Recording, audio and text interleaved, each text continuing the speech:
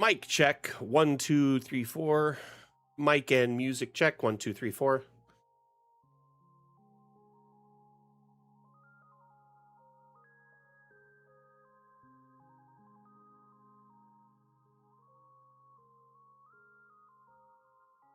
You can hear me? Fantastic.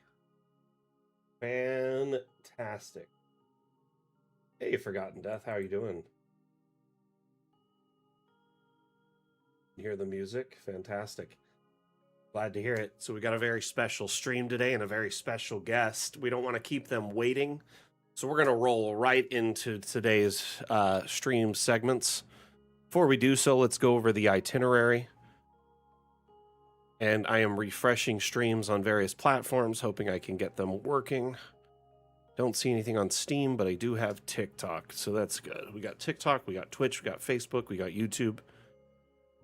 John, you're on a hiking trail in Sedona. Please be safe, bro. Watch out for rattlers. That's cool that you're watching while you're hiking, though. That's pretty meta, actually. And mountain lions, right?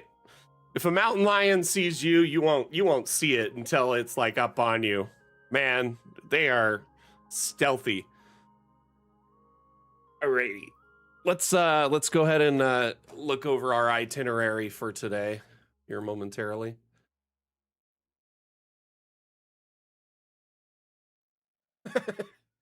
Jack, let's keep it family friendly, all right? Yep, TikTok is back on the menu for now. I tested it during the bonus stream the other day and it worked, so we're going to keep it for now. Okay, so really quickly, I want to show you the itinerary for today. So our news segment will be covering dye works and crystal rooms, followed by our damn user segment interview with with a full-time GM Eric, who uses Dungeon Alchemist maps for his campaigns and currently hosts like 6+ campaigns as a full-time DM. So it'll be a very fun interview. And I'm sure lots of you will have questions related to DMing and map making during this segment. So if you have questions, keep them handy for when we start that up. Followed afterwards will be Dungeon Alchemist Q&A. So if you have any questions related to Dungeon Alchemist, you need support, you're new to Dungeon Alchemist, you're wondering how to build a specific thing, during that segment, we will answer your questions in AMA format, which means ask me anything. And we will provide you real-time assistance and guidance for your various questions and inquiries. Afterwards, we will do a damn workshop showcase of sci-fi maps. Dungeon Alchemist doesn't usually, isn't intended for sci-fi maps, but thank you to the Steam Workshop integration where you can share assets or download assets and share maps and download maps. There is quite a few sci-fi maps available and sci-fi assets available. So we will discuss that a little bit. And then lastly, if there's time, we will go over abstract lighting and how it is useful for your maps and can be beneficial for your storytelling encounters. Okay, so we're gonna pull on Eric here in just a second. Before we do, though, I just want to quickly, introduce him. Eric, I met him through our community. As the community manager, I, go through Twitch streams and try to find various, content creators using Dungeon Alchemist. And when I find them, I'll drop in and say, hey, nice map. That's kind of my call sign, my calling card, so to speak. We'll drop in, say hello, support the stream. I found Eric a few years back. And at the time, I was very intrigued by his channel and the fact that he is a professional DM or a full-time DM. I think a lot of people want to transition from the hobby DM to the professional DM kind of staging. So I think this will be an interesting interview just for that alone. But out of curiosity, I hired him for a one-shot for my family, and it was great. I had a lot of fun. Eric's a great DM. He's very flexible and is a great storyteller. And we decided to continue that. And my friends and family have been using him as a professional DM now for over a year. So he is actually a great DM, I can say from experience, personally. Not just that, but I've watched his streams for his other groups. They all seem to enjoy his storytelling, his gameplay style, and his overall just commitment to GMing as a whole. I'm very excited to invite Eric on. Give me just 1 second here, and we'll pull him up on the stage. Actually, you know what? I made a mistake. We didn't cover the news for today, but you know what? We'll do the news segment after we interview Eric, okay? So my bad there. Made a slight overcorrection. Do you all see Eric really quickly? I just want to make sure you see him. Looks like I'm on there now. Should be able to see you, and then we're going to turn you up a little bit here. I'm going to mute the music. Cool. Greetings, everyone. Hope you're having a wonderful Saturday.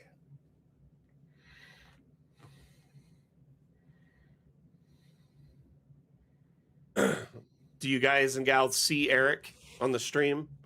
Want to make sure you see and hear him. Is it coming through all right? Because I can try and turn him up a little bit. Am I able to be heard is the question. I believe. I'm going to mute you, actually, if you keep talking. Just kidding. I'm joking with you. How often do I have this much control over you when we're... I think he's just pretending to talk now. He's trolling you all. That was good. That was really good. I'd like to order a burger with eyes. Anyway, Eric, glad to have you on. Appreciate you sharing your time with us today. Sure. And honestly, it's just overall a great pleasure to have you here. I know you've used Dungeon Alchemist for a while now, and you've been DMing for a while. Really quickly, just kind of some base information. How long have you been DMing for?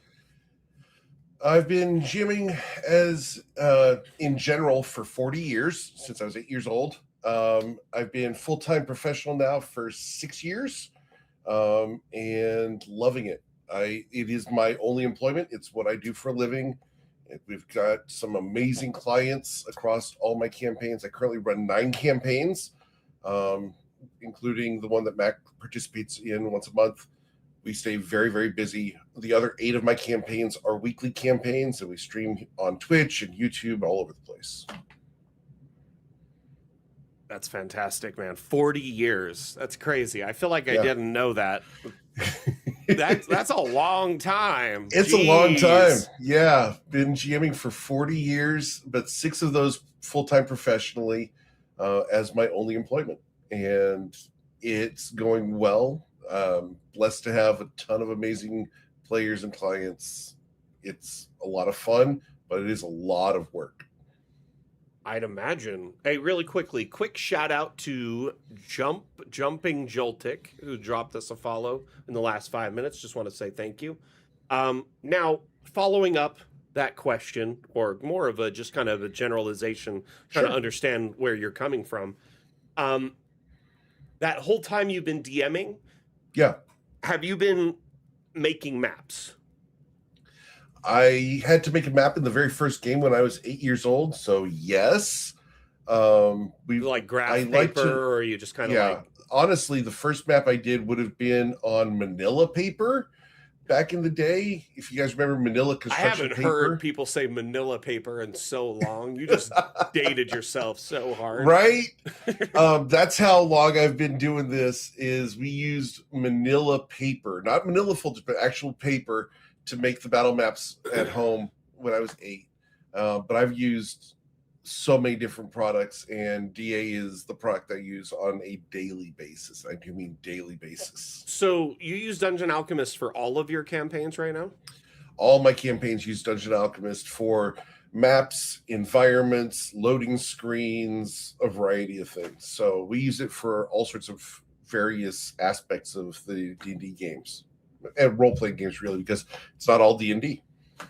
Oh, for sure. So what other games are you running right now besides D&D? Right now, I'm only running D&D 5e, not 5.5, but I have run Starfinder, I've run Pathfinder, I've run Doctor Who, Star Wars, pretty much anything that's out there I've at least tried. Shadowrun's an old classic favorite of mine. I've done GURPS once. I try to mix it up. I try to learn everything, but 5e is kind of the mainstream and easily accessible. Awesome. Yeah. Honestly, I think because it's so widely adapted and like adopted, I should say, and like very easy to homebrew and like Yep. modify. I think a lot of people use 5e.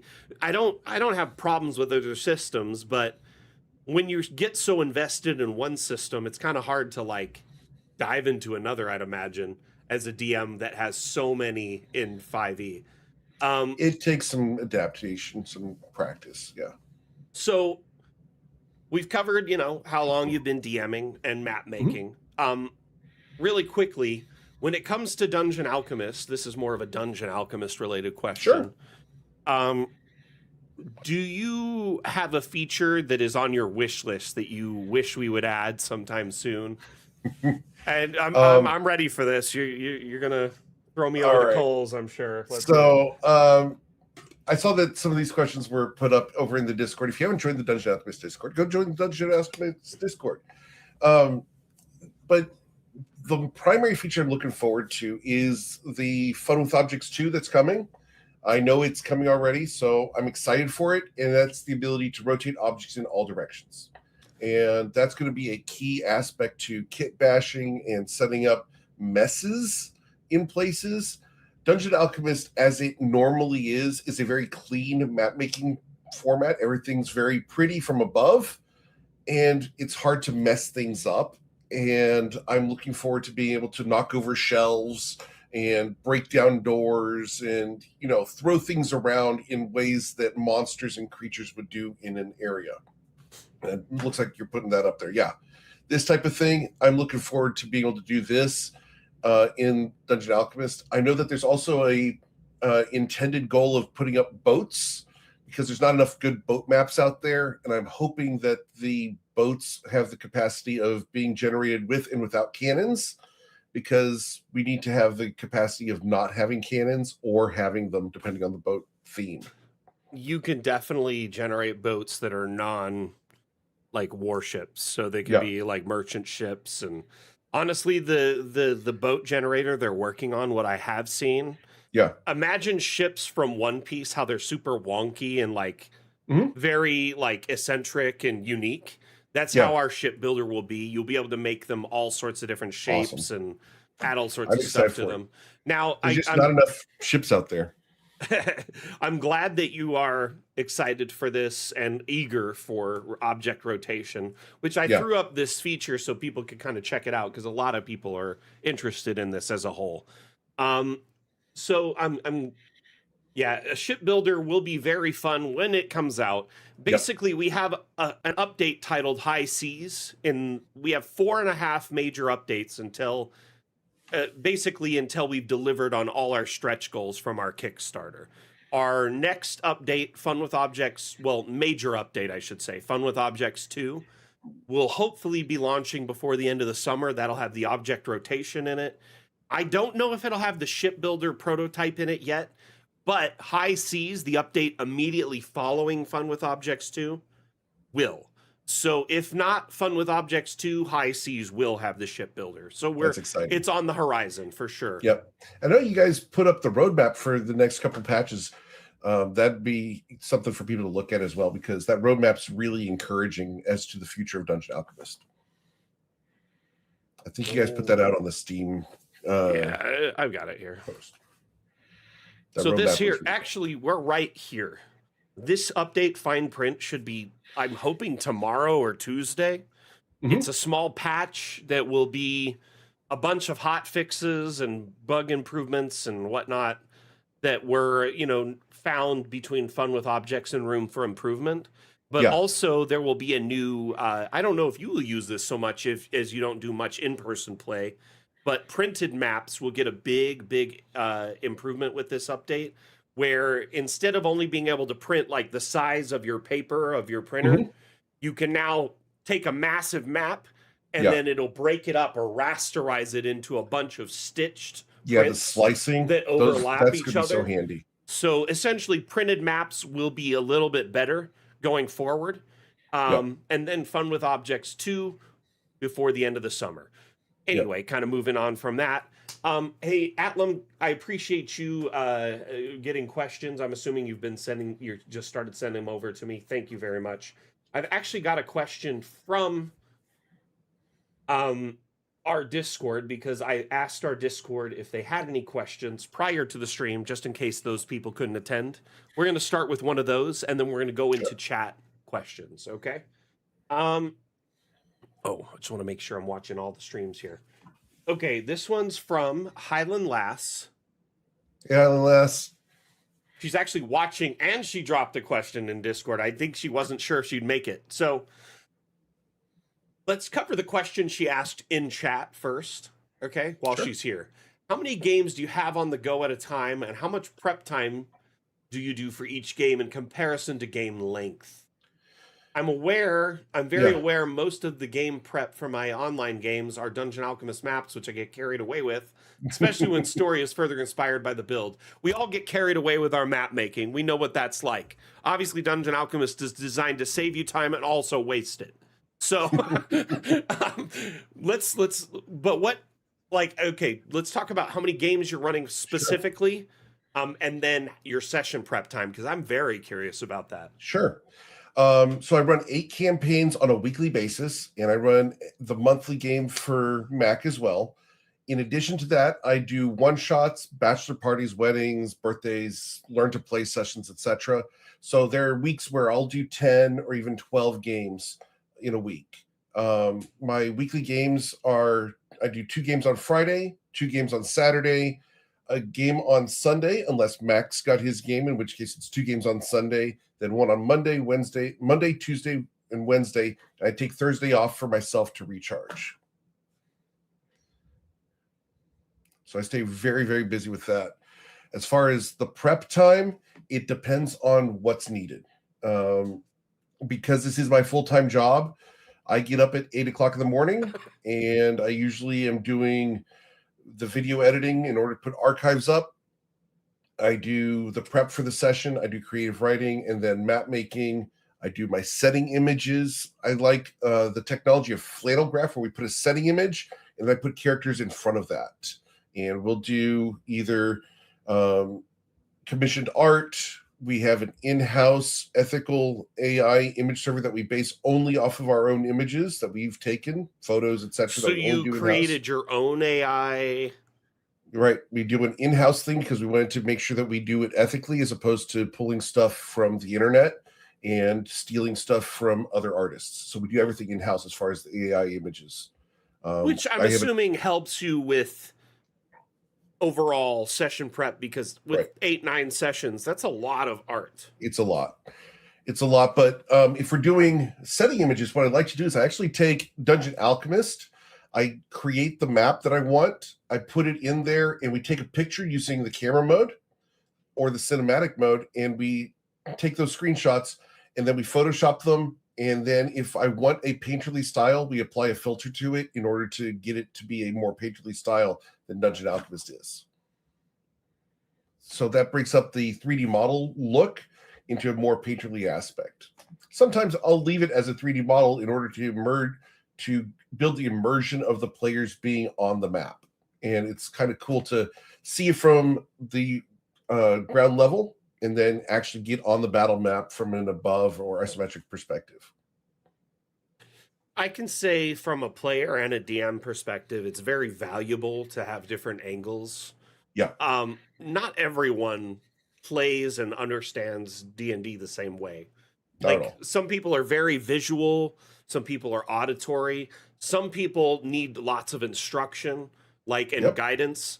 And some people like a picture painted for them. You know what I mean? Indeed. And so I think when it comes to DA as a tool, it Yep. allows you to cater to a lot of different Indeed. play styles. Not necessarily auditory, which I'm hoping we'll get better at with time, but very visual aesthetic for sure. And I honestly, like, as a DM, like, we say this on our streams all the time, but in your stream you may not reference this as much. Your players often are in top down, right, where they have all these like godlike abilities. They can like fly, and they can cast fire from their fingers, and they can teleport.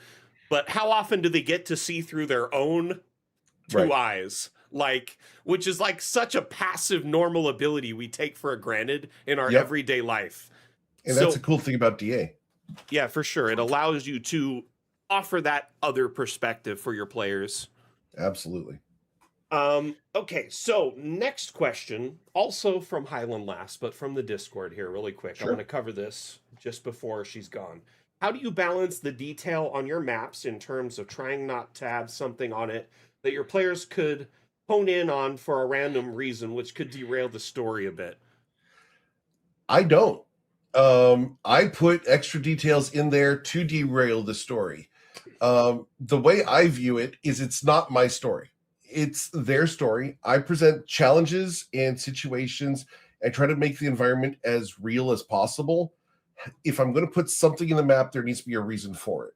If I put a sweaty towel in a corner, why is that towel in the corner? Did I just throw it there? Did the NPC go work out? Did they just get done with combat? Is there blood on the towel, or is it tomato sauce? Whatever. If they investigate it, let them investigate it. They can go and draw whatever conclusions they want. It doesn't have to be all that important. Let them go ahead and expand their lore. If they want to spend an hour investigating a towel, okay, that's an hour of content you didn't have to prep. A towel is a great way to build an hour worth of discussion and let them just go at it. It's not our job to drive the story as a GM. It's allowing the players to explore the situation. We present the challenges and let them have fun with it. If they go into a room and they do full Sherlock Holmes and they investigate every little thing in there, and that room took me 20 minutes to build, and I get 4 hours out of a 20-minute build, hell yeah. You know what? Absolutely. Let's go ahead and let them have 4 hours of content from a 20-minute build, because the rest of the dungeon that I built in the next 4 hours is going to last them 3 months. And I get to unwind and not have the burnout of build tons of content. Don't worry about it. Let them explore it. Let them waste some time. Let them explore those details. That's what they're there for.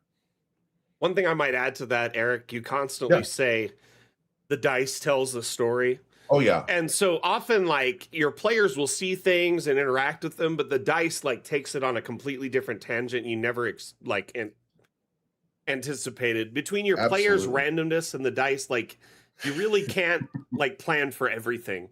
No. Planning for everything is planning to fail in D&D, I feel like. Absolutely.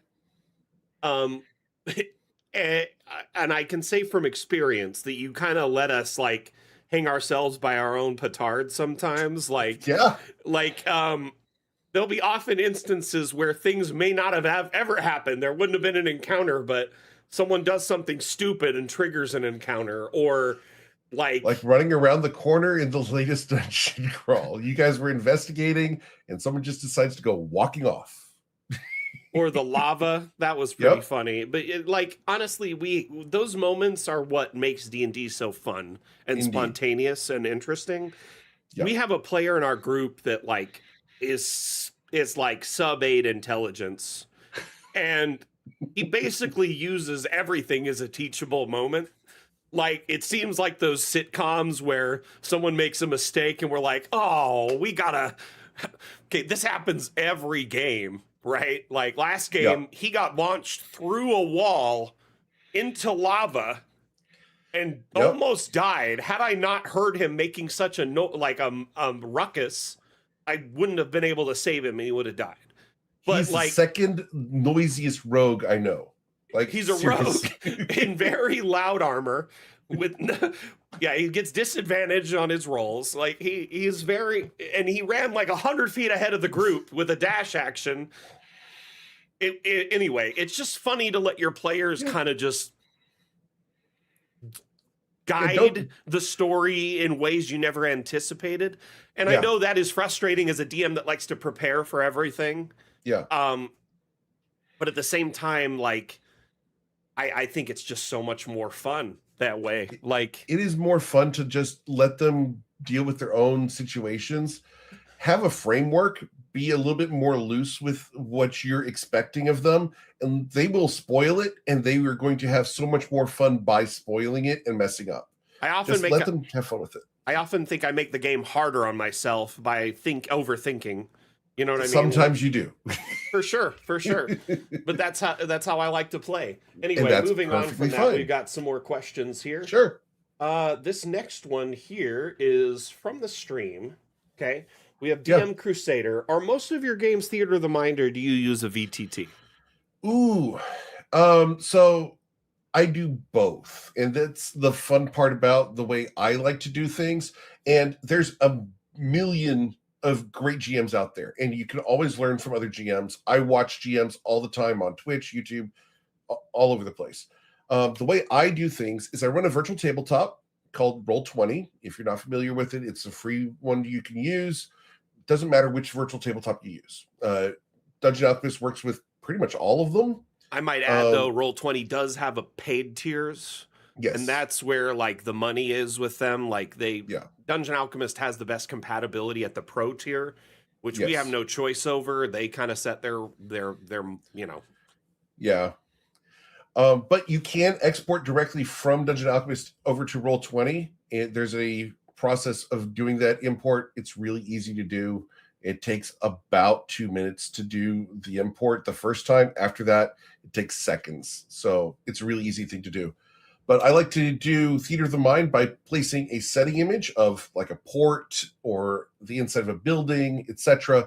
We set the story in those places, and when it's time to actually get involved in combat, most of the time I'll have that battle map ready, and we put the players in there. Can you send me an example of one of your theater of the mind images you usually do, like a setting piece?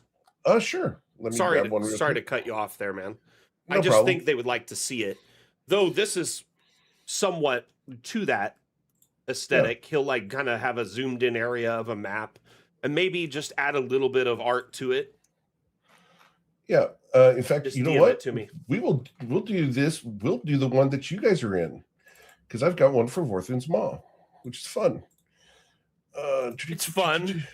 Yeah, it's fun. Right.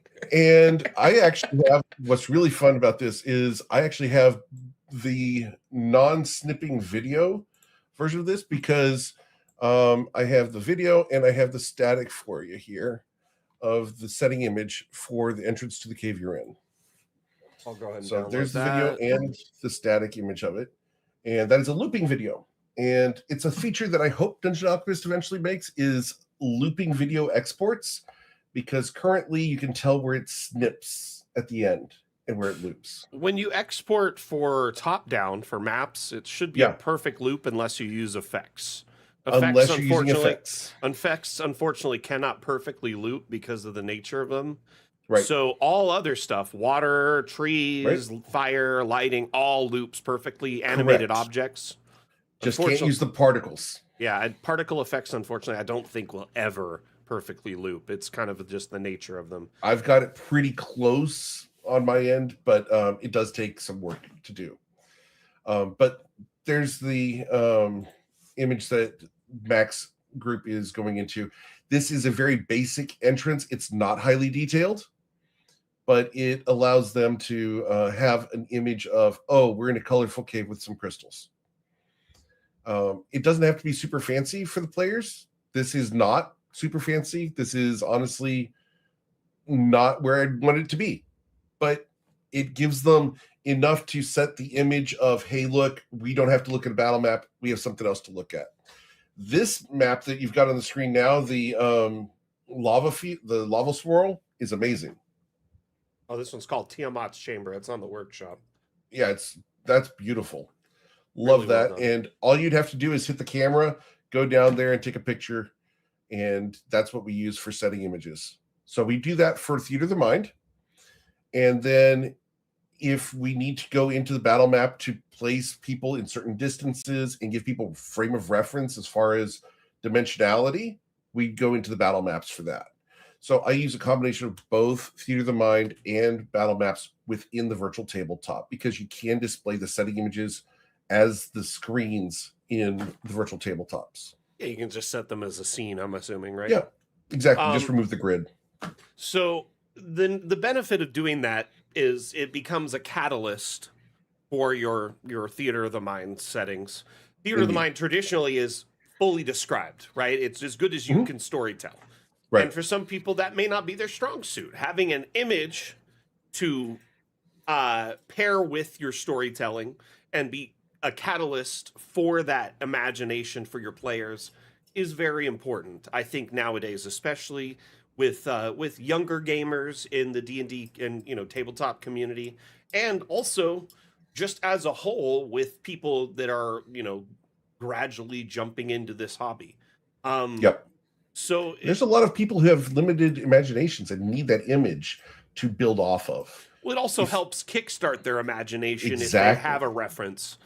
Precisely. Let's see here.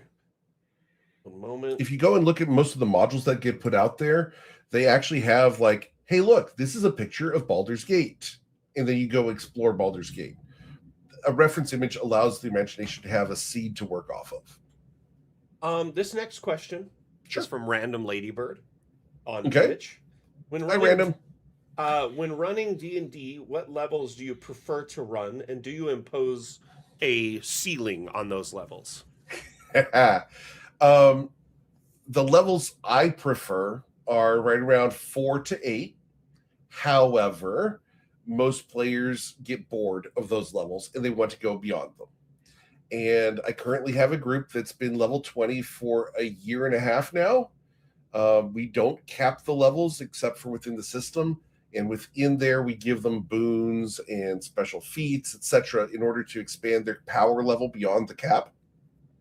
But as far as D&D, I don't usually cap my players unless we have a specific time frame of, hey, look, the campaign needs to end at this point in time. So we just end the story as opposed to putting a cap on the level. I want to add to that. Do you find it difficult to run high-level combat? Absolutely not. Like, I know that's the stereotype that's out there. The trick to high-level combat and high-level content in general is to let the players tell the story. Just give them the challenges, let them explore, because often those level 20 players want to go and deliver the muffins across town. They want to do the easy jobs that are no longer a challenge. They want to fight the level 1 bandits at level 20 and wish them dead. Fine, let them do that. That then builds consequences within the city guard, the powerful mages, and then you're able to bring in those guys who are more powerful than the level 20 players. Didn't you say you had a player die today? That's level 17. I had a player character die today. Yeah, level 17. He decided to touch the wrong crystal, got separated from his party, and suffered 104 damage in one set of attacks. The dragon teleported away due to the dungeon mechanics, teleported back due to random mechanics, and did another 87 damage to him and killed him. And we just go with it, and that's the way it has to happen, is you let the dice tell the story. And he's a great player. He's working on a backup character for next week, but it's likely he's going to get revivified. We'll see next week. Fingers crossed. Yep. Always a bummer watching a player die on a stream. Oh, yeah. If you want to check it out, replay and VOD are over on Twitch and on YouTube. But Winkle died today. Winkle died? I missed Winkle. it. I was doing setup and missed it. Yeah, Winkle the Moose. Winkle's a bullwinkle moose, basically. Yeah, and about the same intelligence as Winkle. About the same intelligence as Kevin, I'd imagine. Honestly, those are always the characters getting themselves into predicaments. And the fun part is, you're probably wondering how they got here. The fun part about him is this is his first D&D character, and he's in his 70s. He's in his set. Oh my goodness. Right? He's absolutely a delight to have in the game. He embraces it. It's a delight to have him in the group. So did he find you from your stream or from another His wife has played with me for years and years. I've known not his wife, but his daughter has played with me for years and years. I've known his daughter for 20 years. And he's like, hey, look, what's this D&D thing? The Satanic Panic thing? Let's figure out what my daughter's into. We got him into a learn to play session. Was that his thing for real? Was Satanic Panic? Yeah, he was like, what the hell is she into? So it's he's just like, math, okay, Dad. Teach me. It's just math. Just math. He jumped into a learn to play session, and within 3 minutes of the start of the learn to play session, he's like, is it my turn now? I'm like, yeah, just go and talk. And he got hooked, and he was in the campaign the next week, and he's been with the group now for 2 years. It makes sense that he picked Bullwinkle as a character of course. now. That is so that era. Anyway. Yeah. Okay. He is a moose enthusiast. Moose are great. They're awesome. I've had a face-to-face encounter with a moose. I have a different opinion about moose. They're terrifying, but they're also cool. Terrifying creatures. They're very cool. I have family in Alaska, right? Yes, and I have family. Mooses everywhere there. Indeed. And they're like, hey, if you see a moose on the road, you do not hit it. You do everything in your power to avoid it. It is dangerous.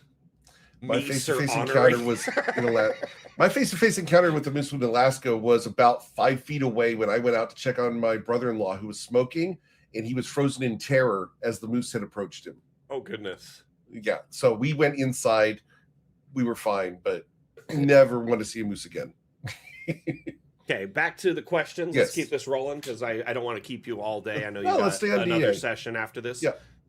In fact, what time do you need to wrap up by? Oh, I've got time. Okay, cool. We'll be done before then. Okay, cool. This next question is from YouTube, from Pike. Hi, Pike. What are your thoughts on AI replacing human GMs and GMs using AI as a tool during gameplay? Ooh, this is a great topic. And I actually got approached about a year ago by one of the guys who was developing the AI GMs. And they asked me to go in and test it and see how those things work. They're bad. The AI does not want you to succeed. They will not encourage you to succeed. And they have a story that they will force you into. The AI GM is not open-minded enough to allow you to explore and play as a GM, as a player in the setting. They know where they want the story to go, and that's where they're going to drive the story. And they will do anything possible to negotiate your situation like a magical force. They'll force you into their story. There's no deviation. There's no sidetracking. Railroading. It's completely railroaded. It's not fun. And while there's a place for that, if you want to explore that type of content, great. But I would prefer to play video games for that as opposed to D&D. D&D is the freedom of creativity as opposed to just a railroad storyline. And that's where the human GMs are always going to have advantage, is creativity and freedom. I do think adaptability is a big like resource for the human mind. Indeed. Whereas AI neural nets are kind of programmed to the parameters they're given.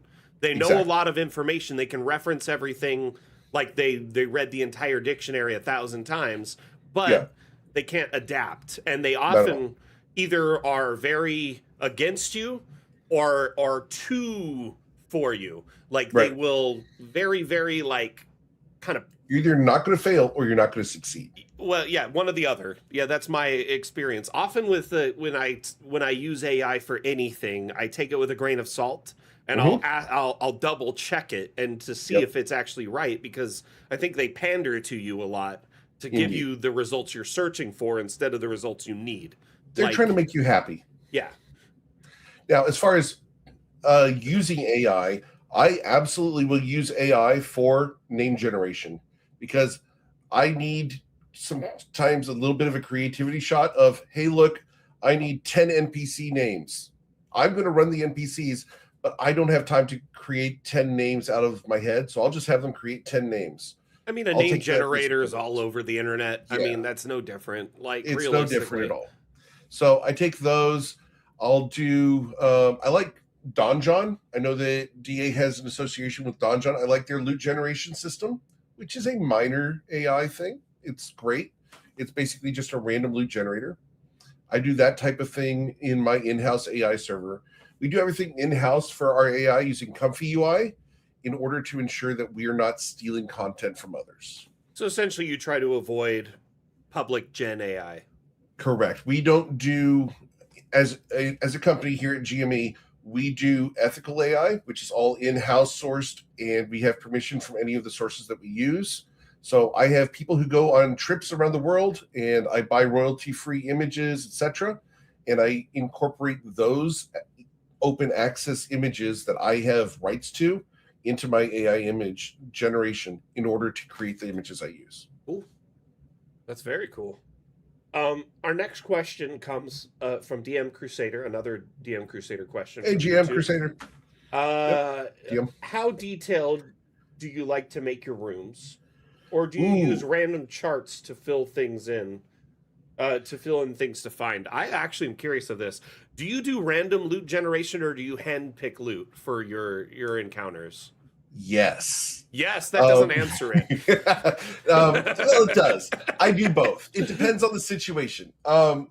There are rooms and loot that should just be randomized loot. Hey, look, they need to have a little bit of gold and some few bits and bobs that don't really matter. Some combs. If you go to the Donjon stuff and do their loot generator with the entire salvage set, you get really cool things like combs, broken bracers, rings that don't do anything, but it describes really cool little story items for later. Those I'll random generate. However, if it's a story item, I will place story items in the map. Magical items, I'm very picky about because I want to make sure that the power level is fitting the story and that the items that are going in are either going to be used or could be used by the party without breaking the game. So I ask you this curiously because our party got 2 immovable rods in 3 sessions. So I had to think it was random, or you had a preset loot thing and you messed up one time and we got it twice. Nope, I put 2 in there on purpose because what's better than 1 immovable rod? 2 immovable rods that you can use as an air ladder. We haven't used it for that yet, but we use it all the time for like whatever. We've used it for some random things for sure. And you can do a lot of things, a lot more things with 2 of them than you can with 1. Makes sense. Which is more fun. And honestly, the movable rod's kind of a crappy item in general because all it takes is the push of a button and it disables it. It's the assumption that the NPCs are stupid and not able to push a button. I mean, if they can't reach a button. If they can reach the button, they can push it and disable the thing, and then they've got your movable rod and they can use it. So that's the trick, is where's the balance, and it comes into the intelligence of the NPCs.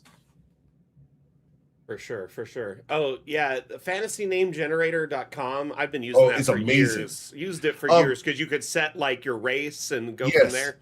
And they're a great organization. They plant trees, so absolutely support them. Oh, good to know. This is a question from Forgotten Death on YouTube.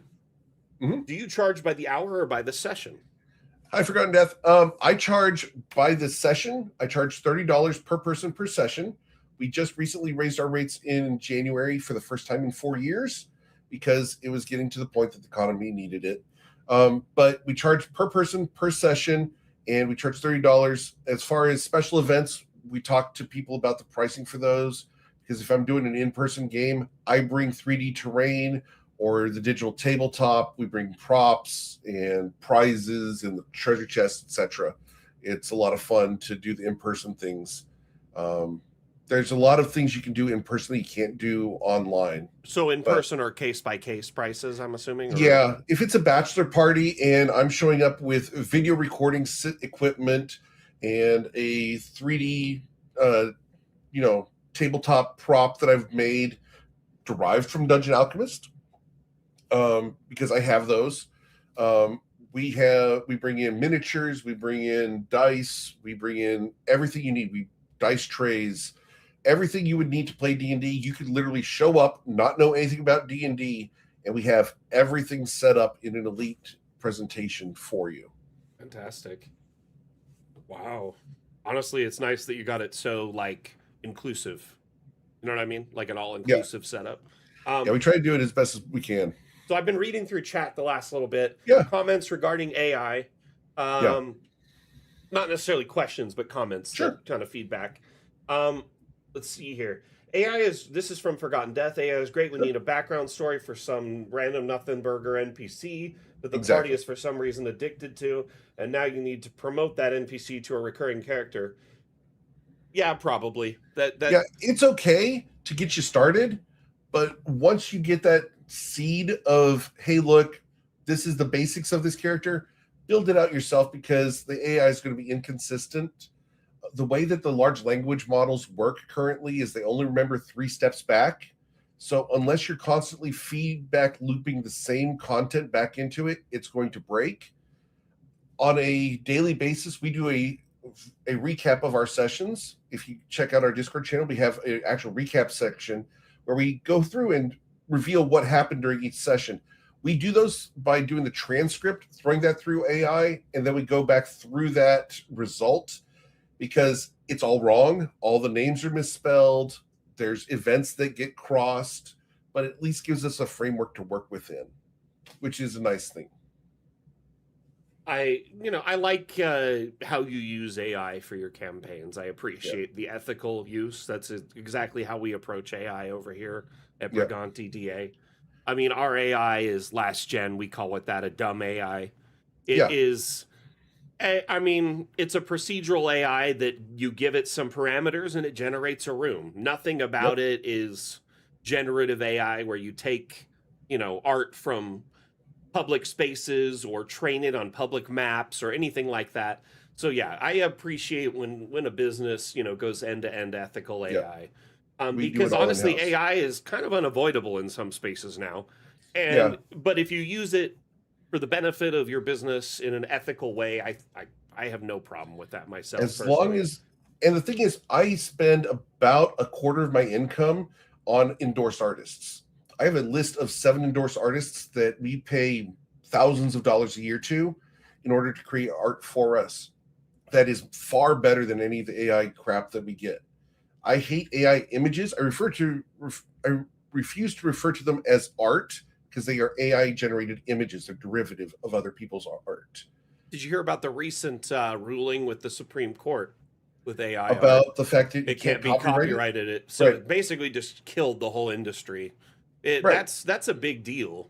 It is a big deal. And when the problem with the mass stuff that's out there, like Gronk and ChatGPT, etc., is they pull from the various licensed artists who are showing their work online, and they steal those copyrighted pieces to make their own. When you do that, you're devaluing that copyrighted work. When we do it here in-house, we use only stuff that we have rights to in order to make sure that we don't violate anyone's rights, and we invest in our artists. Not just that, but AI as it becomes more and more derivative, it becomes awful. Indeed. It becomes worse and worse. As it circles the drain, it's like overall quality becomes less viable as a whole.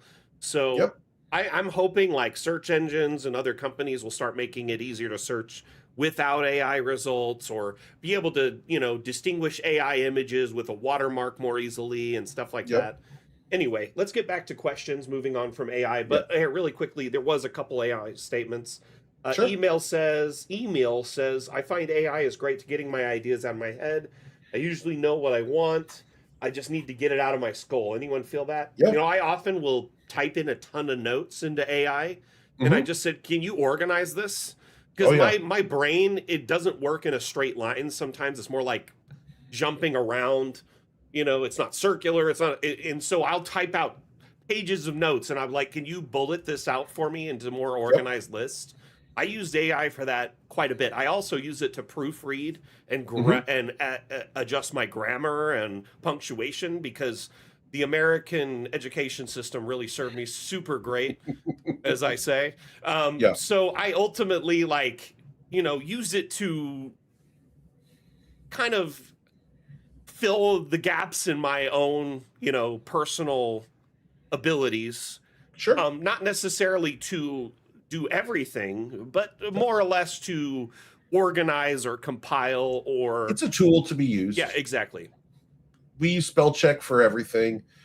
Like we use autocorrect. All those are basic forms of AI. They are really just an AI, just much more primitive for sure. Mhm. Okay, let's see here. Next question is, let's go to the questions inside of Discord, because we haven't done one of those for a minute. This question is from Loki. Hey, What? Loki. I don't think they're present, but just in Eh, case, thank you. sure. Hello, Loki. Appreciate you dropping in on the VOD. What features or themes in Dungeon Alchemist? Excuse me, I just had a hiccup there. You're Do right. you find most useful when creating maps? What features do I find most useful? Primarily, I like the brush tools. The create mass amounts of items from a brush, or make a brush from an item for like crystals or rock spraying or bones. Oh my gosh. If you ever want to foreshadow that an area is dangerous, put bones in front of it. If you put one skeleton, the players are going to notice the skeleton, they're going to investigate it, and they're going to be bored.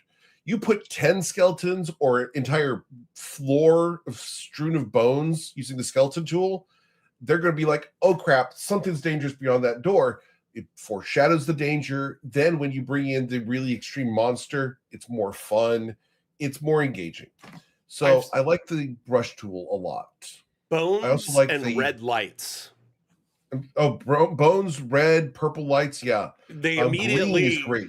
signal danger, because, like, Yeah, in the real world, when you see an animal with crazy colors on it or like a flashing display, you're like, nope, I don't want to mess with that. Not at yep. all. That and the ability to turn off snapping.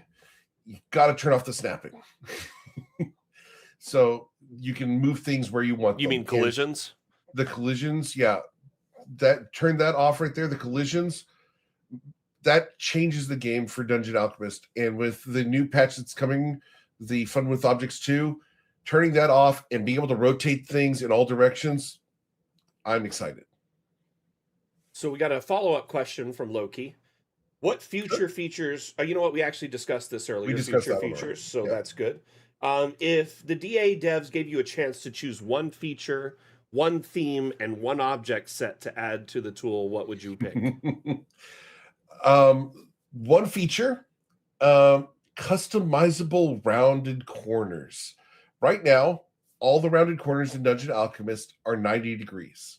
You can't really do swooping S curves, etc., without them being bound to 90 degrees. I'd love to be able to grab handles like in a vector graphics program and change the wall geometry.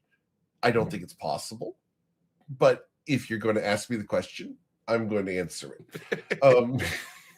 But that's the one that I would want the most, would be the customizable corners and curved walls that we can do outside just 90 degrees. Other than that, the video exports are good, but being able to do the particle effects with them would be nice as well.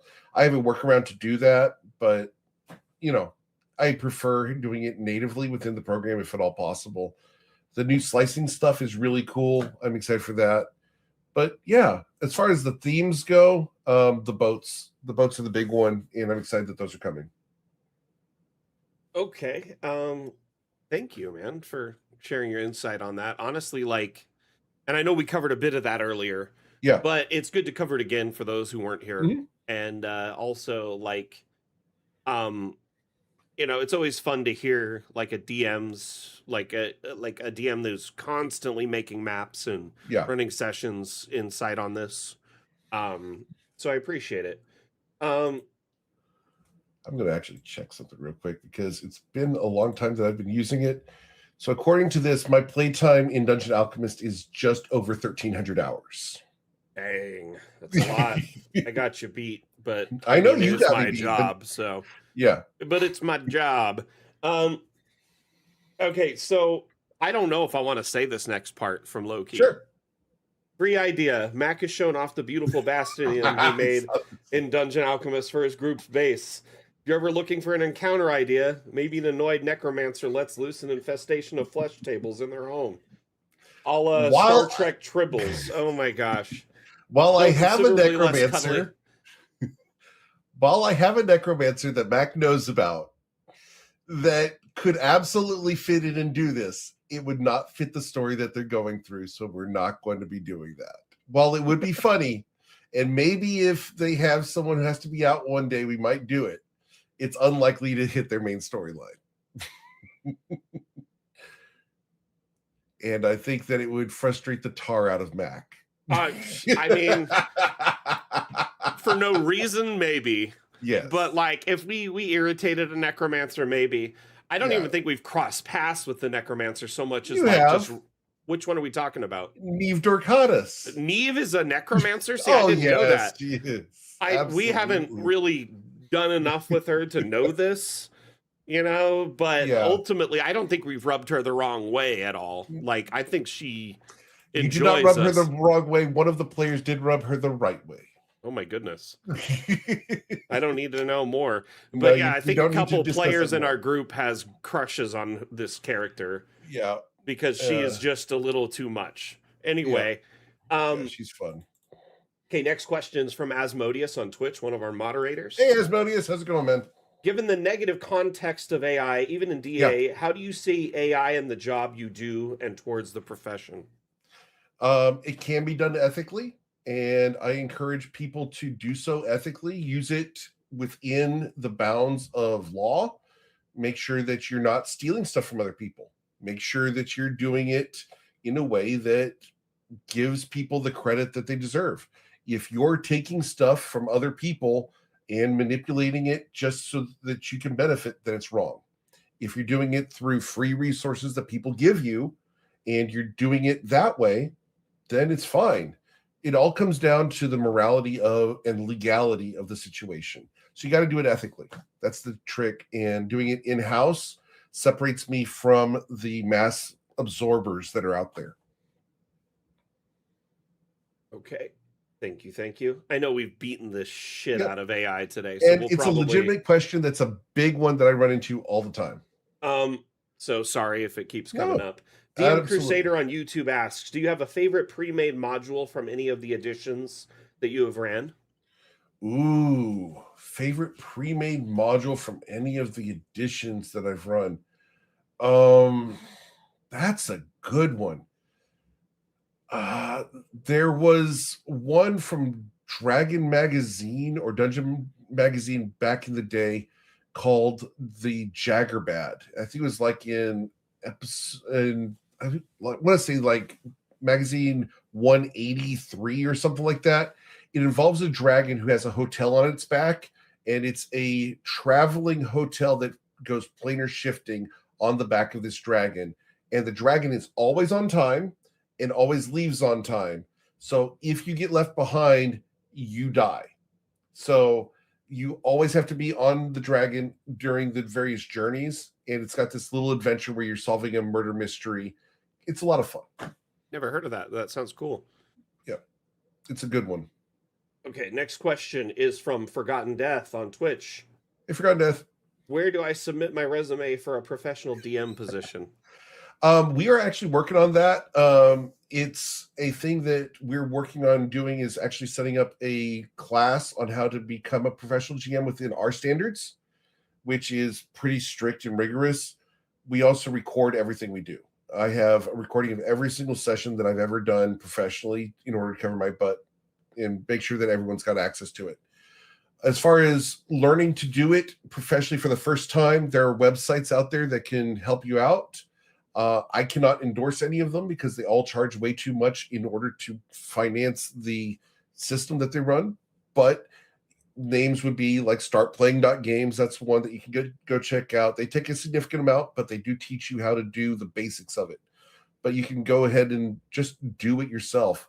Find some people who want to play with you. Say, hey, look, I'll do this, but give me $10 so that I can cover the cost of a couple things, and just do it. From there, it builds and builds and builds until you get to 6 years later and you're doing what I'm doing.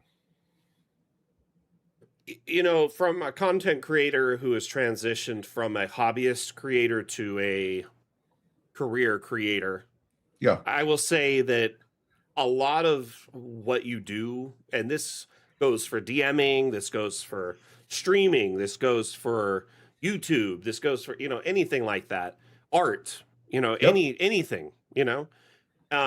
I do think that a lot of it has to do with consistency.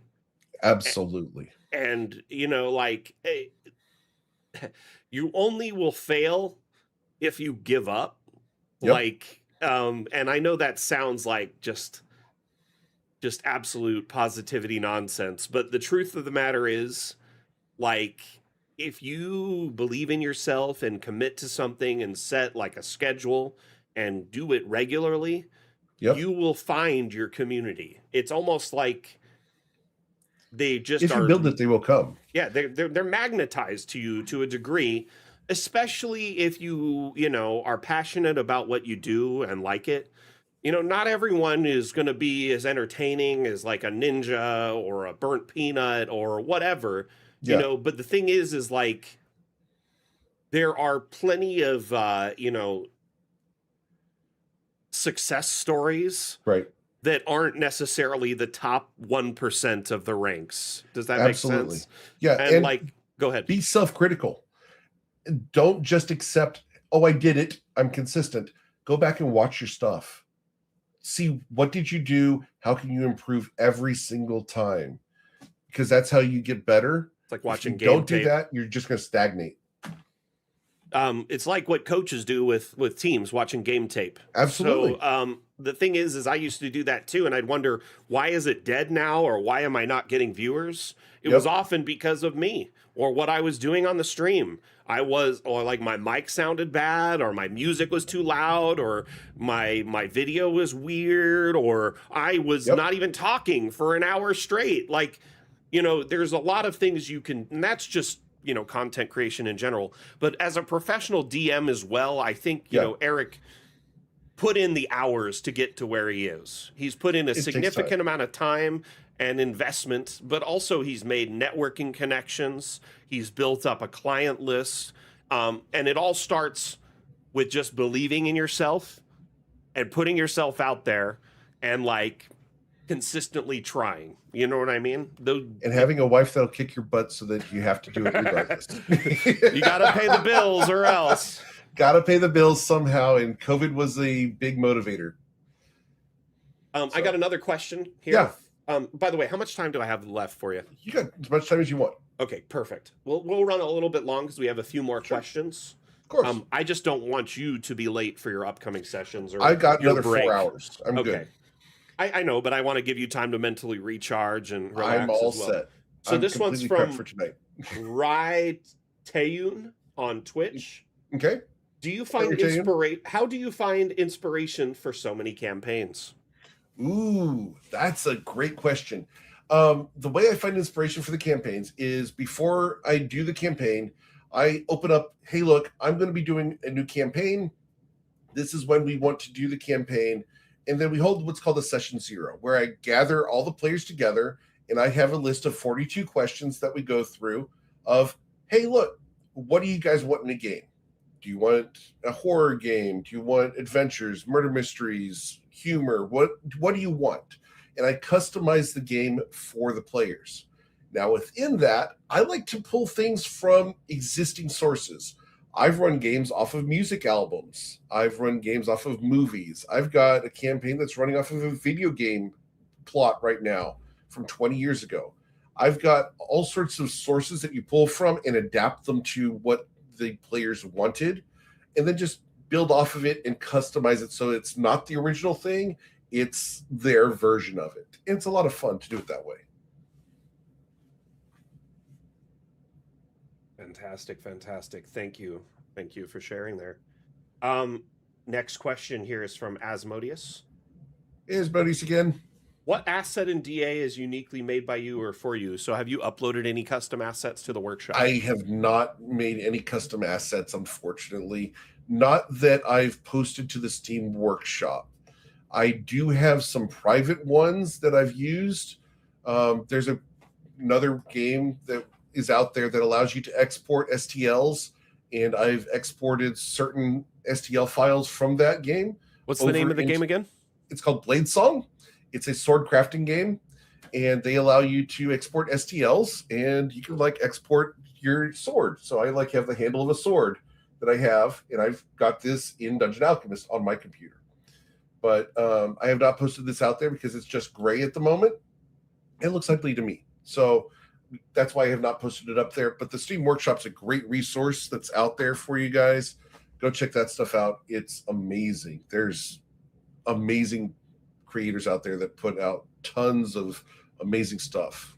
One thing to add to that with the assets you create, when you import an asset, if you import it as an STL file, obviously STL files are lacking in texture.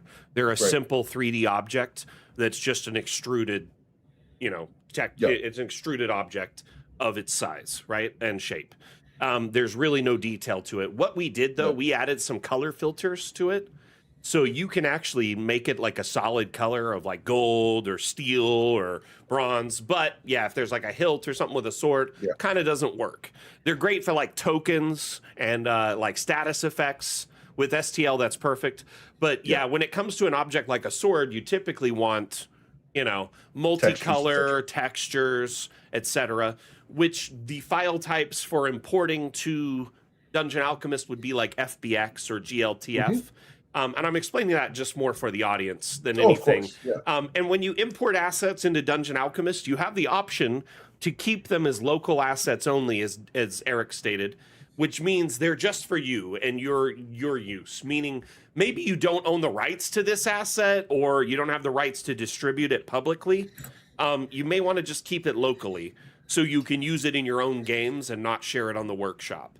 Otherwise, though, if you publish an asset through the workshop, anyone can use it as long as it's set to public. So you could technically still put an asset on the workshop as a cloud backup and have it only for you and be private. So it's a nice little option just to keep a little backup of anything you do make or source or your campaigns. Let's see here, backing out. Next question. This one's going to be funny. This one's from DM Crusader. How do you handling players that meta instead of role play? I don't know anyone like that. We try not to meta a lot. You guys work very hard not to. However, but we'll discuss in out of character as a meta, but not try to incorporate that into our decision making. Sure. I most of the time will call them out if they are doing meta knowledge stuff. I'll be like, that's really great that you guys are enthusiastic about this. I'm really glad you took all these notes, but did your character realize this? And when you ask that question, does your character realize this? Then it deflates the whole thing. And you can ask for an insight check. You can ask for an intelligence check. You check for arcana or nature, whatever you're looking for them to know. And if they don't know that, the character doesn't know that, and you have to hold them to what does the character know. I'm very glad you're so enthusiastic about this. Thank you for being so invested and passionate about the game. But your character doesn't know that in spite of the player. Stop patronizing me, DM. No, I'm just kidding. How do we absolutely let the character know this? And it's more fun that way. Now, if you want to lean into the meta a little bit, let them observe things that they wouldn't otherwise, and it allows them to build on that. We do have some smart player characters in our group who have high intelligence, so they figure things out rather quickly. But also, like, for instance, in the encounters we were in, we encountered a mob that we'd never seen before, and I asked out of character, hey, could I do an intelligence check to see if I've read about this or seen anything? He's like, you wouldn't know about this because it's local to this cave. It's only in this biome. That's it. Right. This is your first time experiencing it. No one's written about it. So No. good luck. It's okay to say no. Yeah. Let's see here. Next question. Jay Doodle. Hey, let's stop taking questions, Atlam, after your bottom one because we keep going and going and going. And we do need to wrap up this segment at some point. Sure. So this next question is from... Honestly, I appreciate everyone having questions. It's great. Yeah, it's awesome. fun. But unfortunately, time makes fools of us all. So let's see here. Jay Doodle from Twitch asks, it was mentioned that you put in time to get where you are. How much time and prep do you put into your weekly games? I think we discussed this earlier, but we can go over it again. Primarily, I like to put in a lot of time to get ahead of my weekly game. So I will prep for 3 to 8 sessions ahead, and I'll spend an entire day doing that. So I will have 2 or 3 weeks, 4 weeks, even 8 weeks ahead of time, everything prepped. I have a campaign that I have all the content prepped out for the next 3 months, where I just show up to session and run it. You mean ours? Yours I've had done since December. Oh goodness! So I don't have to do anything. You know what? Next session we're leaving the mall. We're going somewhere else. Throw you. For I have other stuff ready. But I like getting far ahead. So I will spend 16, 20, 40 hours building something so that I don't have to later. I'll just front load all the prep, get it all ready, and then leave it. And then I can go fishing or play some video games when I need to, just to unwind and rebuild that creative energy instead of burning every single day. It's good to space it out. If you get ahead, gives you a lot of time, a buffer, so to speak. You know, I do that with content creation for our community as well. Like, I'll write out plans for, videos, and then I'll be like, write down some bullet points. This is what I want in it. Then I'll formulate a script. And then I shoot, some clips and then edit it all together. But I usually do that like a few weeks in advance, so I have it kind of in the chamber ready to go when the time comes. And if there's a week where I don't feel good or like there's other things going on in my life, it's also nice to have that extra content to fall back on. Anyway, with 8 campaigns, I have to do it in order, or 9 campaigns with yours, I have to do it in order to just have some breathing room. So I have to get ahead of everything. So you do set aside a block every week to do this? Oh, no, it's wake up at 8 a.m., work. It is a job. It's not, show up for session at 7 p.m. and do the thing. No, I work a good 60 hours a week just doing content and sessions. So no, I stay very, very busy. Do you think you put about as much time into preparation for each session as the session, or is there a ratio? Not anymore.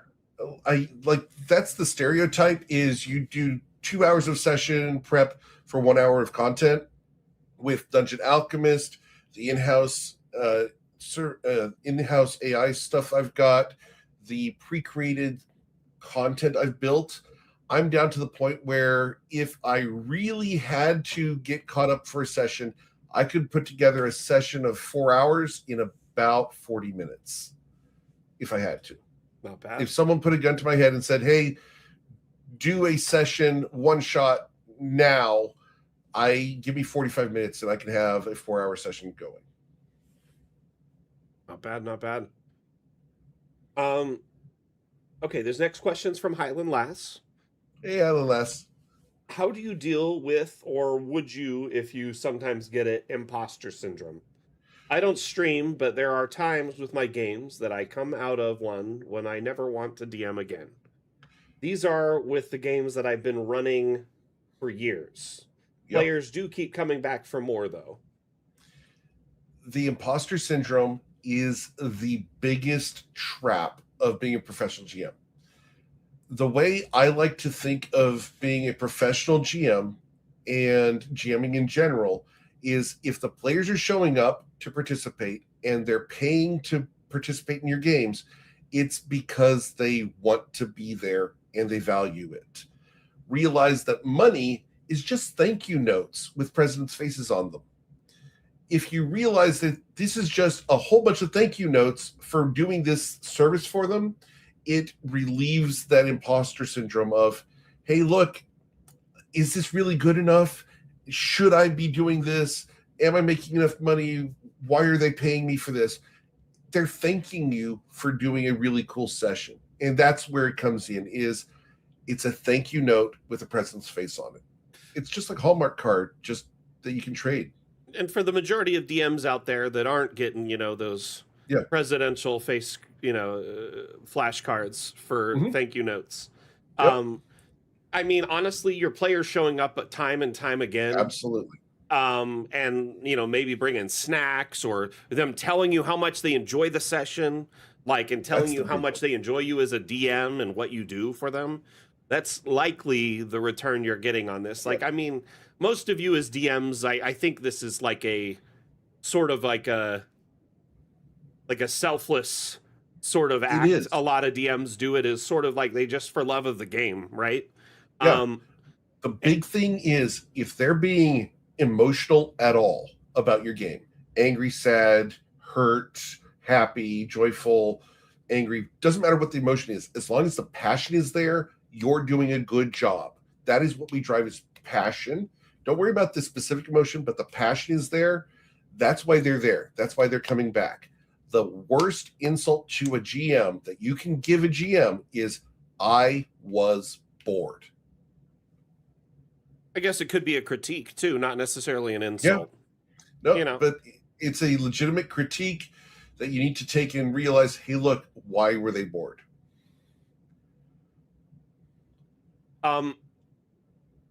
With that in mind, I think a lot of DMs, obviously aren't paid DMs. You are probably one of the exceptions out there.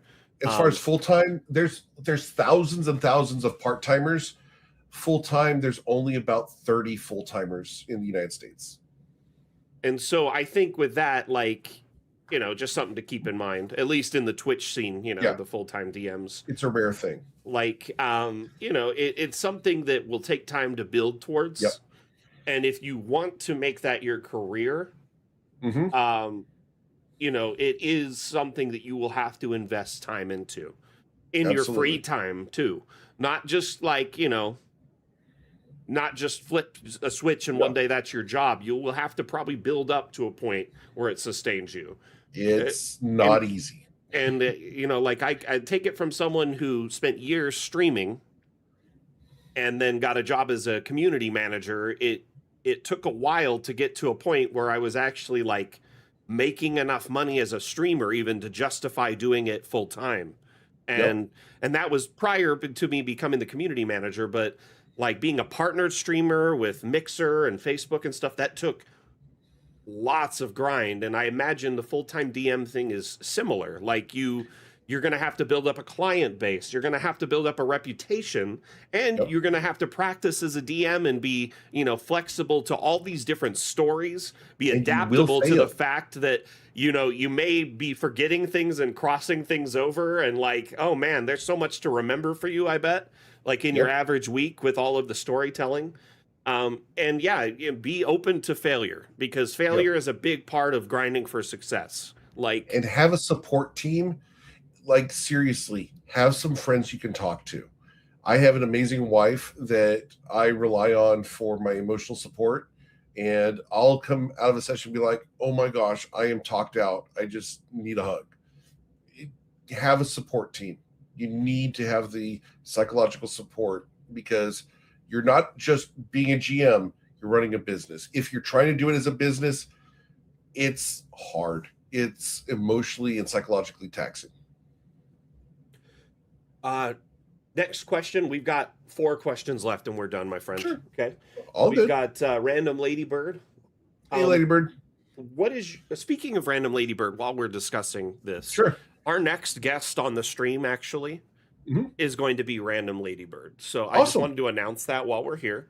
Cool. And so she'll be here on the 28th to do a short interview. And so if any of you have questions for Random Ladybird, want to get to know her, make sure you add that to your calendar right now so we can, you can tune in later. Um, her question is, what is your ideal scenario type and environment to run? Ooh, if I'm going to run this is a fun one. The ideal scenario type is I want to have a setting where I have the buildup for introduction to the story. I want to have a area where we can get the players invested in the story, a little bit of role play, and then I want a battle map that has environmental hazards as well as NPCs. I want height variations, and I want texture. If you just run sand, it's boring. But if you add cliffs to sand, it's more interesting. You add lava in the sand or water, like that allows for more visual interest and more dynamic engagements. Like the map that he's pulled up on the screen right now. You have so many more things you can do here, jumping across gaps, swinging from things, climbing on and engaging with, shoving people off. It's a lot more fun to have that type of situation if you've got environmental effects in play that the players can engage with. Verticality, Yeah. distance, This is a gaps, drops. Also, lighting is Yeah. crucial, I think, like Absolutely. in telling a great story sometimes. Indeed. Okay, next question here. Sure.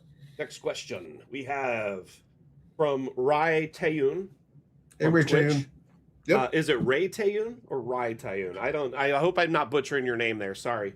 What tips do you have to learn to DM new system? Ooh, play it. Go ahead, and every GM needs to have a group of players that they feel safe playing with.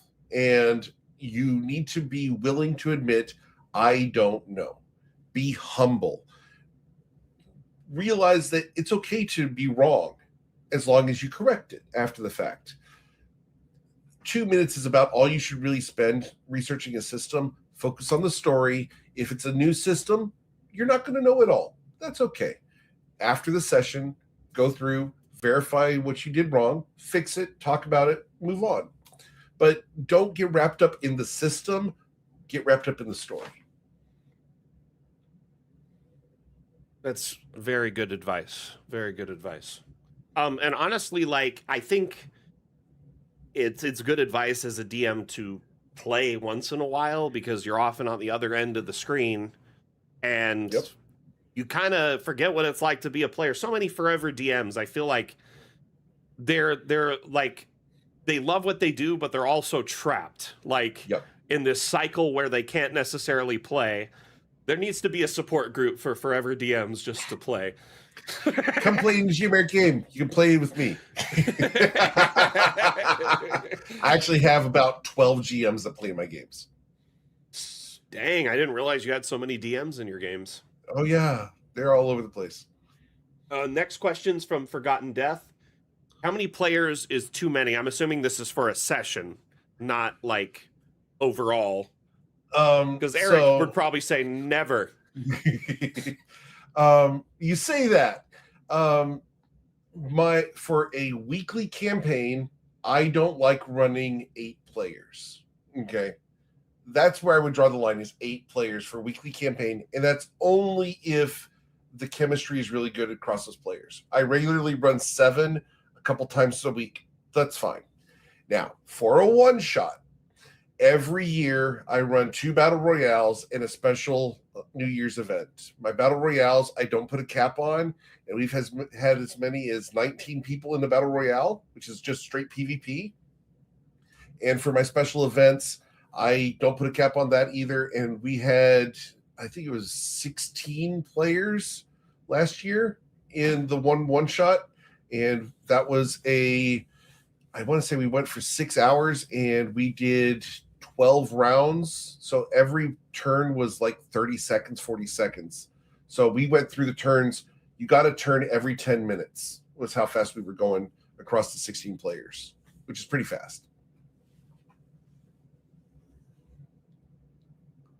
So as far as number of players is too many, I don't put a cap on it, but I would say that at about 20, it gets unmanageable because people will start getting distracted. You have to implement things like telling the next player that their turn's coming up. Doing that allows their turn to go faster. Hope that makes sense. It is a good idea to have like a queue system, like a visual queue, or like have a I tried doing this in our session, but the players didn't like it. Have someone that's like the initiative master that's like, hey, you're next, just so everyone knows and they can kind of mentally prepare and have something ready to go when it's their turn. If you do it in person, get an initiative tree. They sell them all over the place on the internet, but it's basically a piece of metal with magnets, and it has a little flag with the characters' names. You just flip it from one side to the other, and it shows everyone at the table whose turn is coming up. Nice. Very cool. Very cool. Okay, the last question. This is from Facebook, from Lizzie Plant. Hey, Lizzie Plant. Do you have sheets that have quick guides on how to remember sequences in combat? Or do you use like a DM screen type equivalent for that for quick reference? Ooh, this is a great question. And I get to do a shameless plug. We're actually going to be producing credit card sized versions of these soon.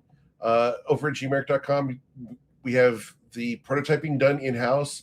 But we actually have these that are coming. They're going to be credit card size. You can put it in your wallet, and they're made on metal and laser etched. And we have these available real soon. We're trying to get them done by the end of next week. But as far as myself, I have a graphic that I keep on my screen that allows me to track the various status effects. We also have done the system so long that it's kind of ingrained in our heads at this point as far as action, bonus action, movement, and what you can do. But as far as the character sheets, I keep the monster sheets on the screen. It's not uncommon for me to have 40, 50 windows open during a session.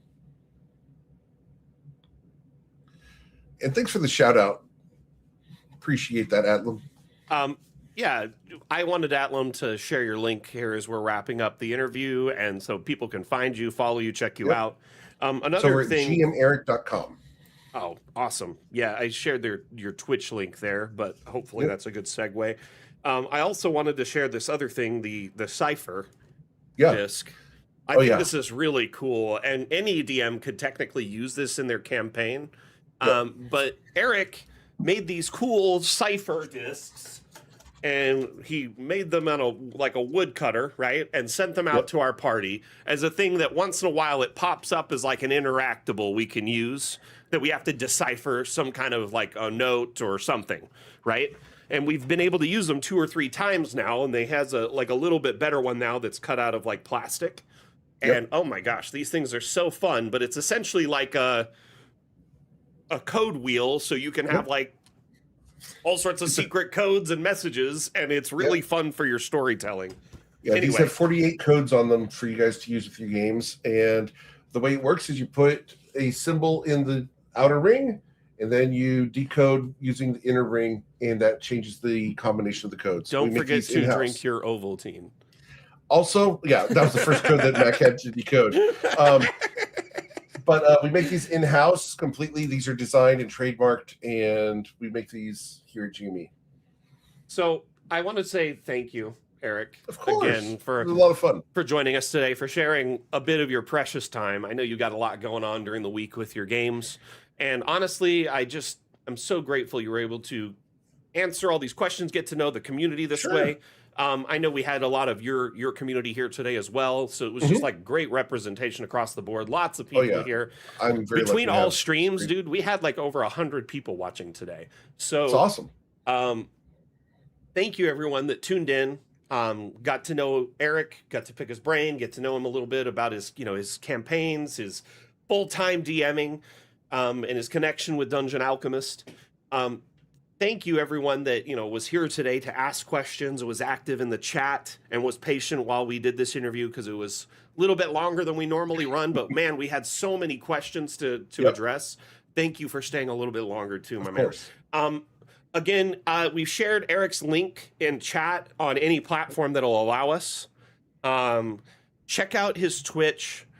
He's got his other platforms there that you could check out. He's got a website, and you could see his, his pricing if you want to have him run a one shot for your family or maybe for your work or whatever, or even a long-term campaign. Anyway, thank you everyone for being here. And again, Eric, thank you so much for all you do for, my campaign, for the DA community and the Dungeons and Dragons community as a whole. I'm so glad we got you on today. Are your next session is what time today? 7 p.m. Central Time. We've got the Rift Wardens tonight, and then tomorrow morning we have the Beneath Fallen Skies at 10 a.m. Central. So you'll be streaming those sessions? Oh yeah, those are streamed live on Twitch and YouTube. We're working on vertical format for TikTok and others, but that's coming in the future. So if you want to check out his streams, check out his, his players, he's streaming today. You could tune in and give him, check him out and drop him a follow and whatnot. Also, save up your points and give initiative to the players. They need it badly. Anyway, Thank you, Eric, so very much. I appreciate you. You have a lovely day, my friend. Take care. Be safe. We're going to go ahead and disconnect you. Moment.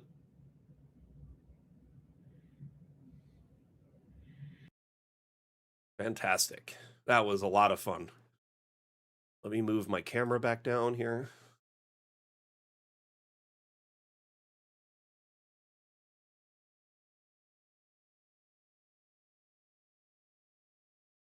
Wow. Talk about an amazing interview. That was great. Thank you, Eric. Appreciate you so very much. And the GMA crew that's here right now, thank you for being here. Appreciate you tuning in. Don't forget to drop a follow before you bounce off. And remember, the stream is going to be running for at least another hour. So if you're enjoying the stream, make sure you continue to tune in as we cover various things today. Our next segment, in fact, will be essentially a Q&A segment. I know we just did a bunch of questions for our interviewee, but this will be Dungeon Alchemist related. So if any of y'all have, support inquiries, questions, need guidance in your map making or exports, maybe you're wondering how a certain map was built, now is the time to ask your questions about our future development, etc.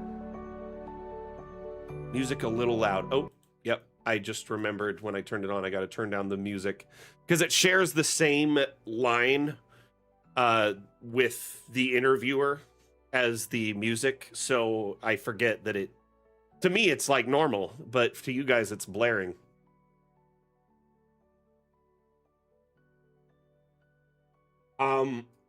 Okay, so there were a couple questions for me from Jumping Joltik and Bob. I hope you all are still around. Both of your questions were pretty much the same. And I'll address them the best I can because actually today I wanted to showcase some sci-fi maps so we can kind of dive into that. But basically, does Dungeon Alchemist cover other genres such as sci-fi, modern, or is it just fantasy at the moment? And Bob asks similarly, do you have sci-fi assets like ships, planets, etc.? Will they ever fully support science fiction, or is it just a workshop thing? So, at the moment, Dungeon Alchemist is primarily a fantasy aesthetic, which is what we promised with our Kickstarter, which is where Dungeon Alchemist got its start, right, as a Kickstarter. Fantasy is where we primarily have kind of seeded our development. That said, Dungeon Alchemist does well with like steampunk, diesel punk, western, and even like Victorian. Some modern stuff even does pretty well with just stock assets, okay? Now, we realize a lot of people want to use Dungeon Alchemist for other things, for cyberpunk games or sci-fi games or whatever, because it's a great map-making tool, but right now, because it's centered around fantasy, it really is only ideal for, D&D, Pathfinder, etc. So we added 2 tools to supplement our community's needs for now. The Steam Workshop, where you can share maps and 3D models. So if you search on here, just search sci-fi, for instance, over 1,500 assets just with the sci-fi tag. I'm assuming there's almost double that are just sci-fi themed that just don't say sci-fi in the name, because most people will just call it a barrel instead of a sci-fi barrel, right? So there are hundreds of thousands of assets that can fit into that aesthetic, provided for free by our community. In addition to that, with assets, sorry, I shouldn't have closed that. Community members can create collections of assets. Asset collections are amazing because they save you tons of time. You can find a collection of, sci-fi looking assets and download a bunch of assets all at once. So this is glass tubes, 49 pieces. There are here, let's just search sci-fi, save some time. We actually created a couple from the dev team, the art team, and shared them, and then there's a few more. But these are hundreds of assets. Oh, there's 100 assets, totaling 95 assets, 661 megabytes that you can download in a single go. Walls, windows, doors, interactables. Okay, so there are some things to get you started. Now, if there isn't something in the assets we have available that'll suit your needs, we have given the asset importer as a secondary and very important tool to our community to allow them to import custom 3D models. So you could find something that's modern or sci-fi online, right?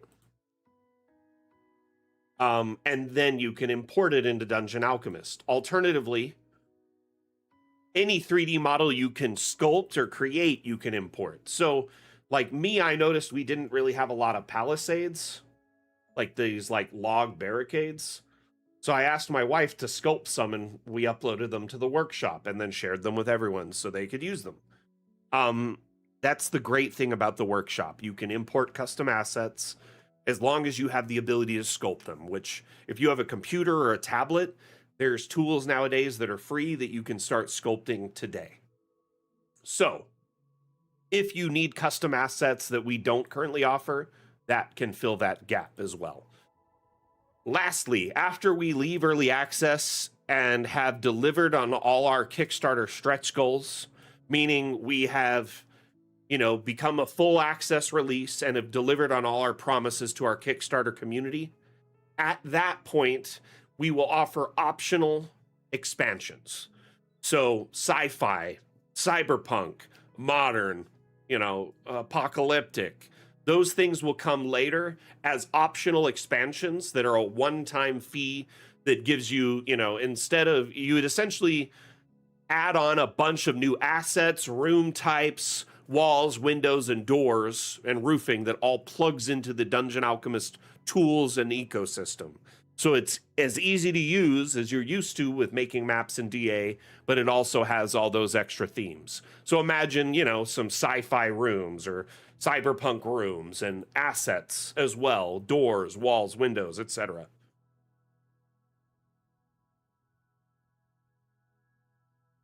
DG Online, I see your question really quickly. Are you exporting with the grid present in the map?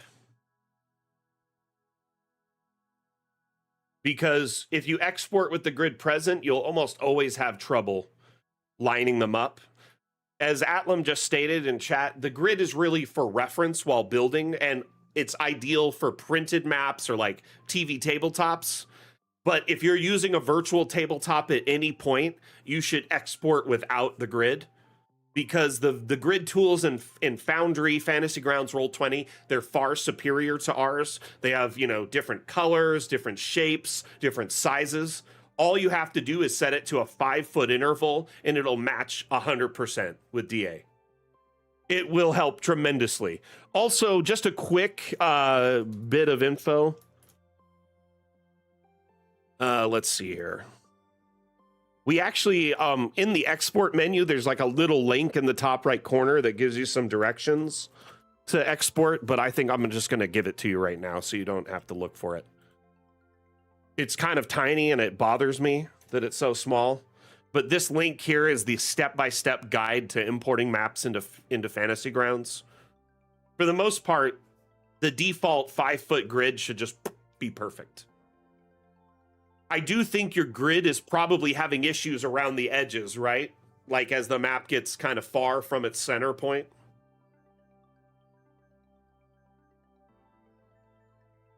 or because you have the one grid in the export and the other grid present in the virtual tabletop, there's just like a slight skew. Yeah. So because our maps are 3D in like, okay, when you export a Dungeon Alchemist map, you have several settings, right? You can export it as a flattened top down, which is just flat. If you do it like that, there will be no skewing from the grid near the edges. It'll be perfectly lined up across the entire map. That's the traditional method for gameplay, but a lot of people like the 3D feel our maps offer, and so they'll export in perspective, which makes the map kind of pop out a little bit, right? And have a 3D feel to it. The further you get from a center of the map, which is where the camera's fixed, it slowly skews away from those lines. Instead of lining up at the top of the wall, it starts lining up at the bottom of the wall.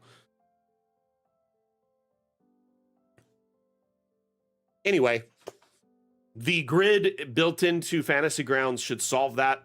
But keep in mind, if you have massive, massive maps that are like over 60 by 60, you may want to put like a small just buffer around the outside that's like a pit around the outside edge that's like a 20 by 20 pit, because then it centers things out a little bit more. It's a weird camera perspective trick with massive maps. Anyway,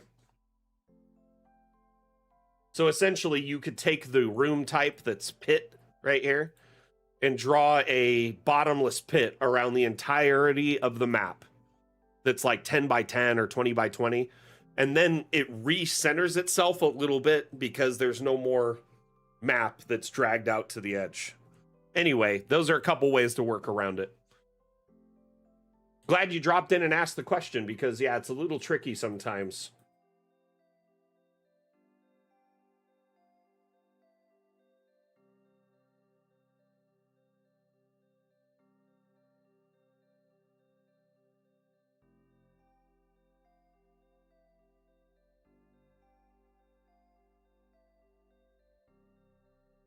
Okay, was there any other questions that I did not answer that I missed? I know there's questions from our Discord that I didn't get to discuss on the stream, and I feel bad.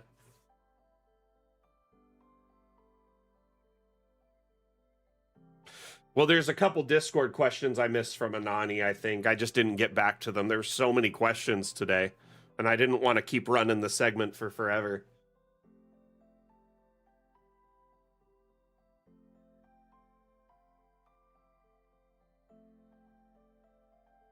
Kyria on YouTube is asking, what am I supposed to do for having a map at 16 by 9? So I'm assuming you're trying to make it work around a screen, right?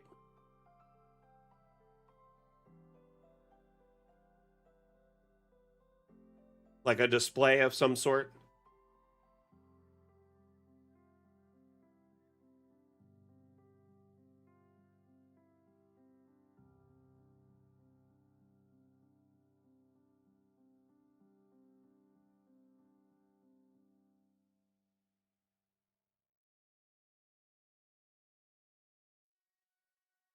Kyria, I'm just trying to confirm with you before we move on. I'm assuming you're trying to make a map fit a specific size screen, right? Or a display. So with that in mind, if you're trying to do that, that will limit your map size very, very drastically. Essentially, when you export a map in Dungeon Alchemist, the export setting is kind of how it determines how big the map will be. That matched with how many squares you have. So when you export at like 72 to 150 DP, like 72 DPI pretty much is like, let's just round it up to 100 DPI, right? That's 100 dots per inch, right? Each square is 100 by 100, right? Just some simple math. If you have a map that you want to be 1920 by 1080, it needs to be roughly 20 by 11 squares at 72 DPI. If you increase the DPI, you're adding more dots per inch, and your resolution gets much less because it's double the amount of dots per inch in the same space. So it's a much smaller map.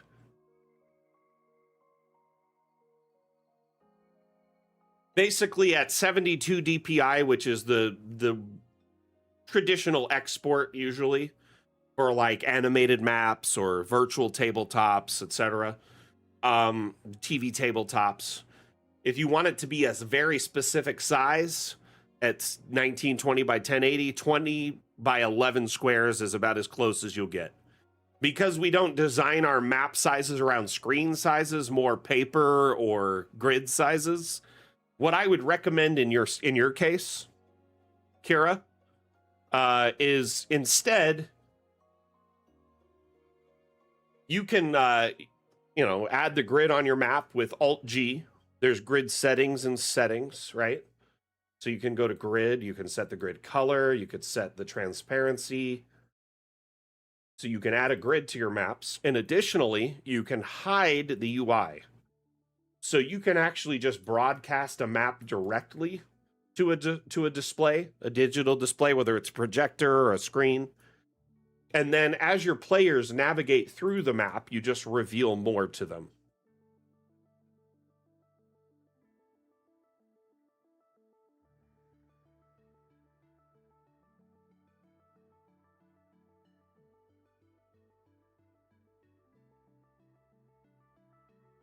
That said, yeah, Atlam is correct. Aspect ratio is more important than overall size. So technically, if you just double that, so you went 40 by 22, you're still keeping the same aspect ratio. So as long as you just double what I was telling you, so 20 by 11, 40 by 22, 80 by 44, etc., it's still roughly the same aspect ratio. This is a very advanced concept, though. We probably would want to discuss it in Discord. But if it were me in your situation, I'd just pipe Dungeon Alchemist into the TV like this and put on a grid and then move your players through it, with tokens on top of the screen or whatever. And that's the other thing, too, because your monitor is a specific size, like width by height, even if it's that aspect ratio, you may need to play around with it to get it just right for your screen, because every screen is subtly different.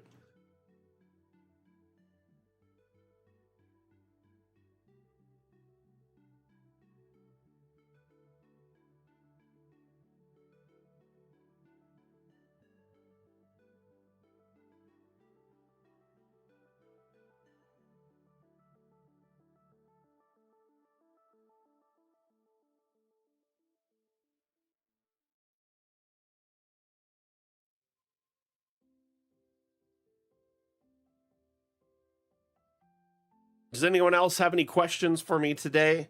Dungeon Alchemist related inquiries? Curious about our upcoming development?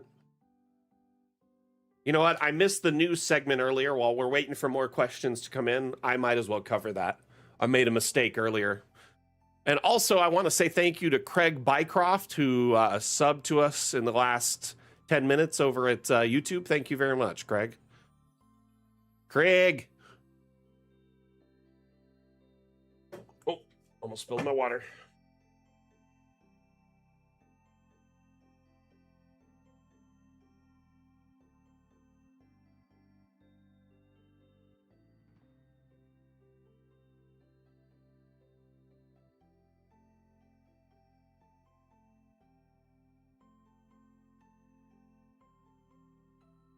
Oh.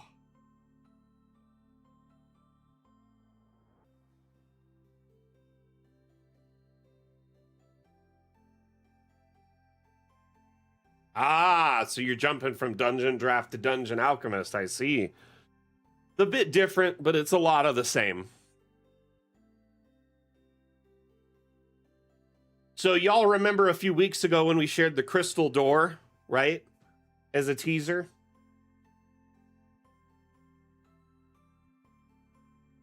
I said to Wim, I said to him in the DM, I go, I love that Crystal Door, but I guarantee you people are going to wonder if there's going to be like a room type to match it, like a crystal room. And he goes, you think so? And I go, I guarantee it. And within 5 minutes of him posting it, someone asked if there's going to be a room type. I'm pretty sure someone did. So he basically just got onto it. But it kind of looks like the Bifrost a little bit, doesn't it? Y'all are a bunch of Corvids. You love your shinies.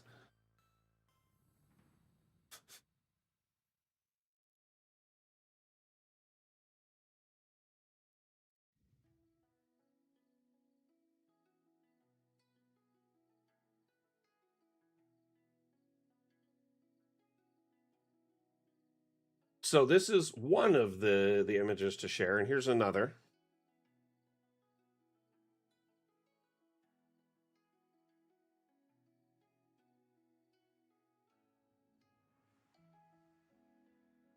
Carquas. I want to know if I'm saying your name right. Carquasa.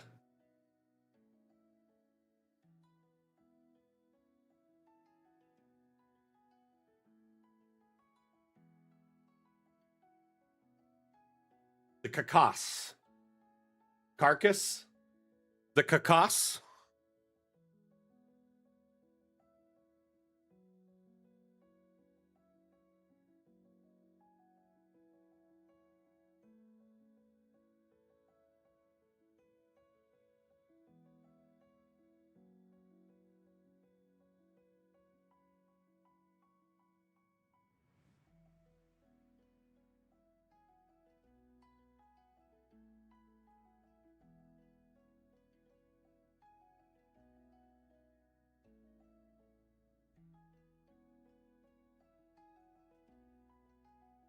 Very excited for this.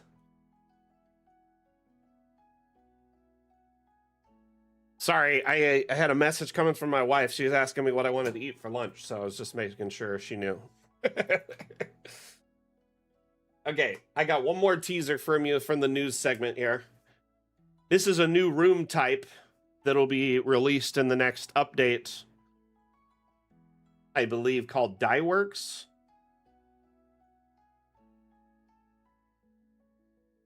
If not a room type, then there'll be enough objects to, you know, make your own. I'm feeling like eating a grilled quesadilla today. Just a cheese quesadilla. We usually have some leftover meat. I'll throw it in there, but I don't think there is any.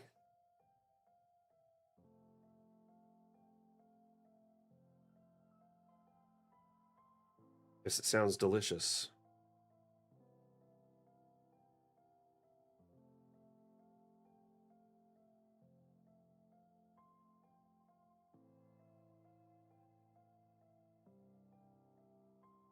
This looks pretty fun, though. And I think, like, tanners, dyeing, like, people who did dyeing of clothes, tanners, etc., they were big business, like, back in the day. And dyes, rare colors of dyes, were very expensive. I was reading in a history book once that, like, purple dyes were so incredibly expensive because it, like, they had to, like, extract it from some, like, sea snail to get the dye. Oh, clams, right? Not a snail.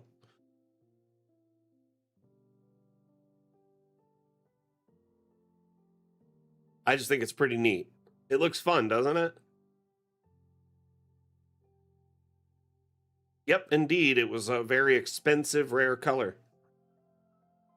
Well, didn't they have to grind up the lapis to make it? Also, there's a lot of old paints that are like incredibly toxic and unsafe. Like, oh my goodness.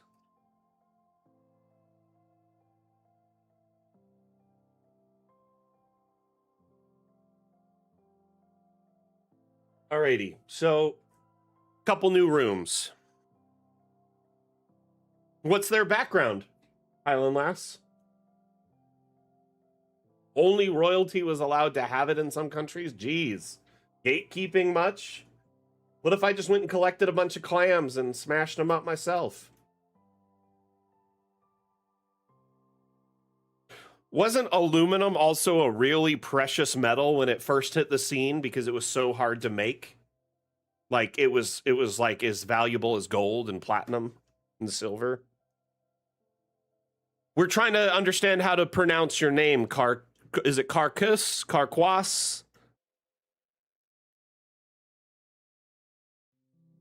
I thought it was sea snails, but then someone said clams, and I didn't want to like question it, you know?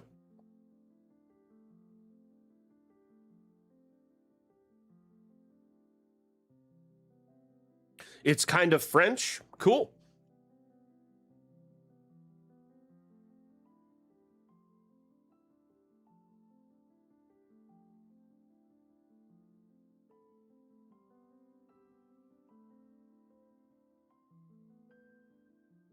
From the Dark Souls game, you know, my son would probably know. He loves those games. That and Elden Ring, he loves those games.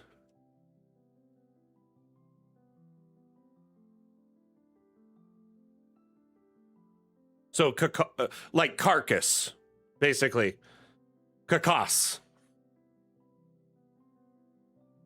Cascasse.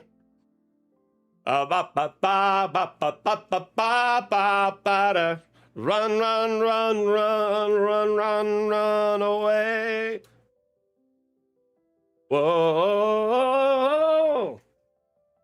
Hi, hi,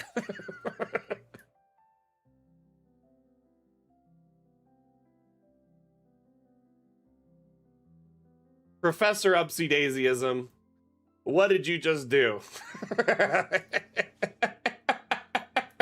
I'm just old enough that I would get it.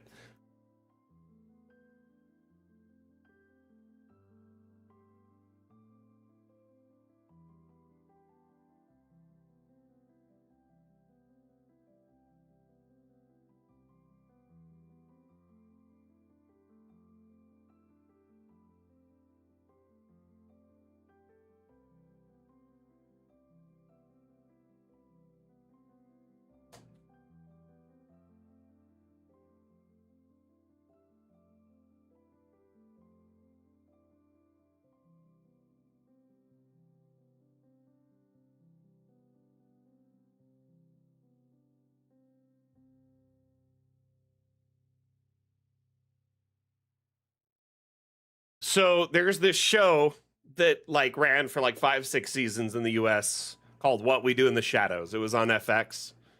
And there's like they're talking about carcasses in the show, and they will say carcass. Carcass. Instead of carcass. Yes, the carcass.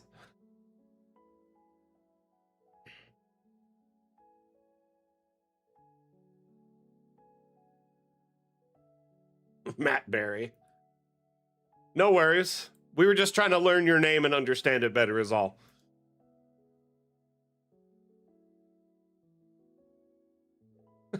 This is how they talk in Tucson, Arizona.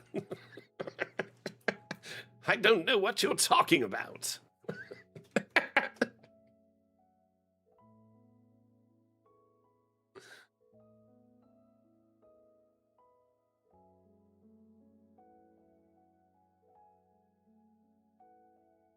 He is. Yep, he's in Fallout. The TV show, for sure. He's Mr. Handy. Matt Berry's hilarious, though. I've loved him as an actor for years. I first experienced him as an actor in IT Crowd. Very funny guy.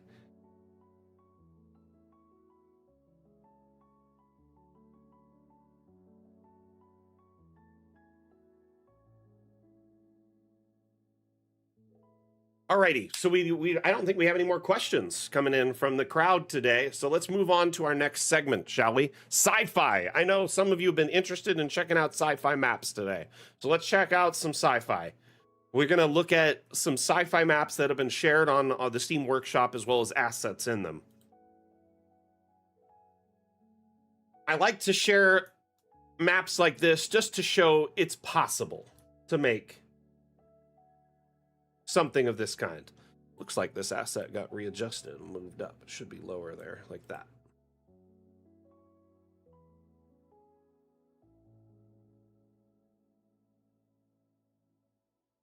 Anyway. So this map here is a combination of some stock assets, but mostly, you know what? No, I don't see any stock assets. This is all workshop assets.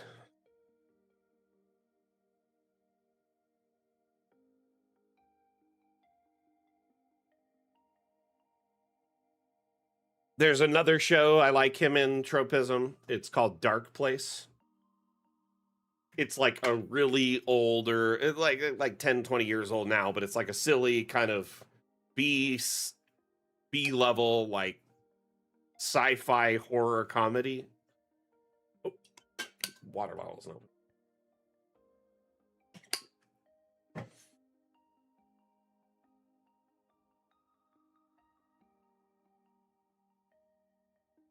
I wonder if those dye like recipes were heavily protected by like the exporters, either the companies or the countries that like use them the most.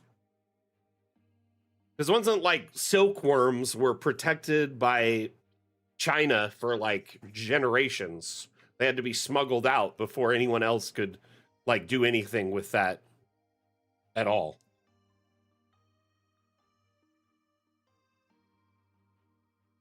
What you cooking, Kakas?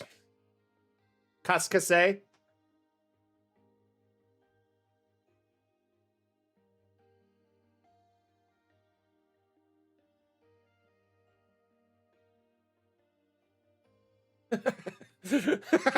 Dies DMCA, but they just burn your whole village down. Oh my goodness. You're like, you discovered the forbidden color. We must burn you alive.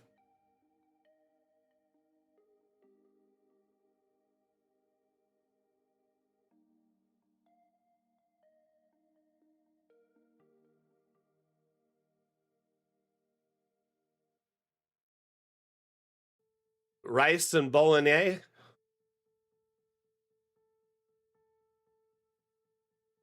You know, you have ruined my life, Mr. Farrell. I cannot go to the corner Italian restaurant for a delicious bowl of bolognese without someone coming up to me and saying, "Please, sir, can we do a photo with you for more cowbell?"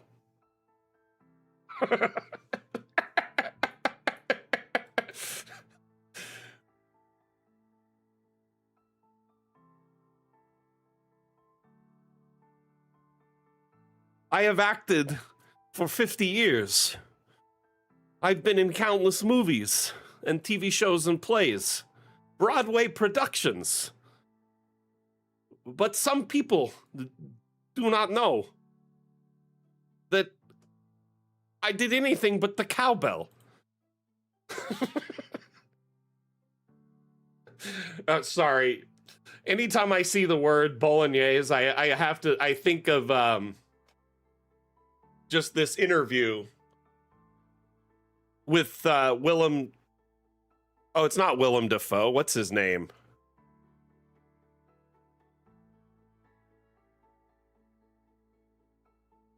It's Christopher Walken, not Willem Dafoe. Christopher Walken, that's who it is. Christopher Walken, basically, he's been acting for like 60 years. The dude's been around forever, right? And tons of big roles, small roles. He basically did one SNL skit, the cowbell skit, and like more people recognize him from that than any of his movies. And so he basically was he was out in public one day and he ran into Will Ferrell and he told him how he despised him because of this. Like, not really. He just is like, he hates that this is the thing he's most remembered for. You know. Anyway, he basically, Will Ferrell retells the story from his perspective, doing an imitation of Christopher Walken, and that's what it is. He just is trying to go to a restaurant to have a bowl of bolognese for dinner, and he can't because everyone wants to get pictures and videos with him because of cowbell. Yeah, Batman Returns. I also knew of Christopher Walken from Mouse Hunt. That was a movie I watched a lot as a kid.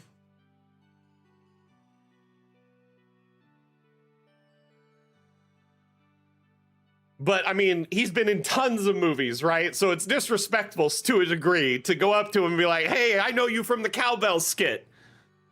You know, where he does the SNL skit where he's like, we need more cowbell. That's just what he's most known for instead of some of his movies. He's Emperor Shaddam, and he's known more for cowbell.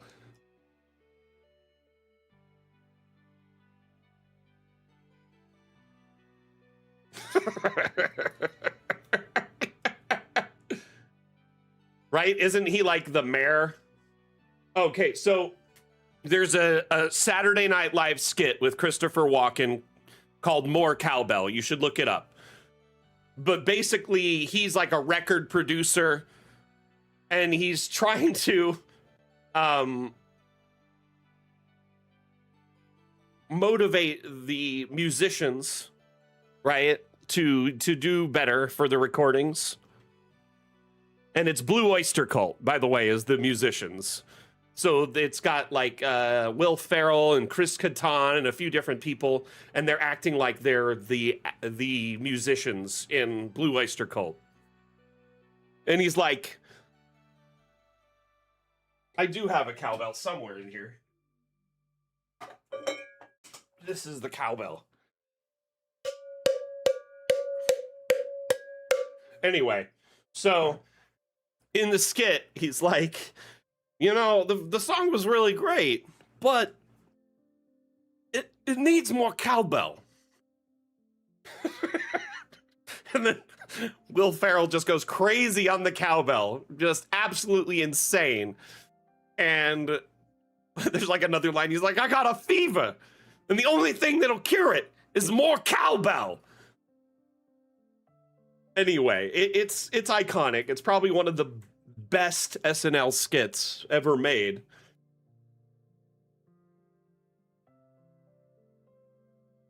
But he basically is like, hey, I need you guys to do better. And then Will Ferrell's dancing all around the record booth with the cowbell. He's louder than everyone there. And that's all you hear is the cowbell. It's pretty funny. Anyway, sorry for my retelling of the cowbell skit through a secondhand story that Will Ferrell tells about Christopher Walken of this cowbell skit.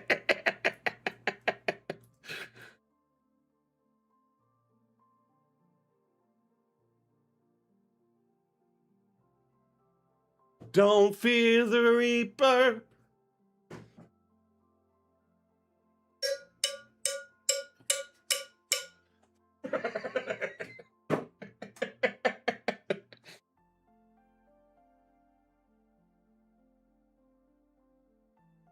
Yeah, cowbell was in a lot of music back then.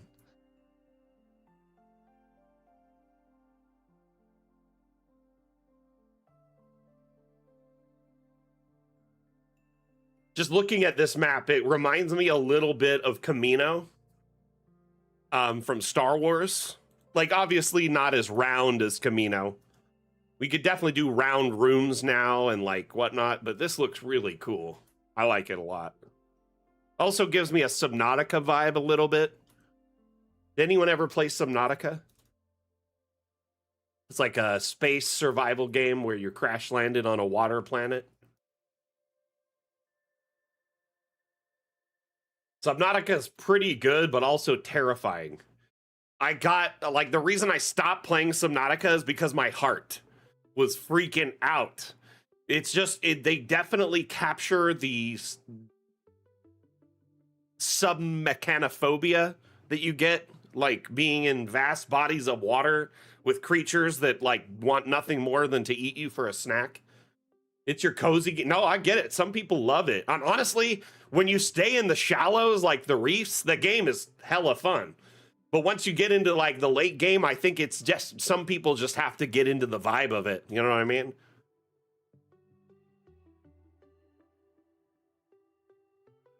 I've beaten the game a couple times. I just it's terrifying in the late game for me. I haven't played in a few years, though. I'm sure it's changed a lot. You used to play it to de-stress. What do you do for work?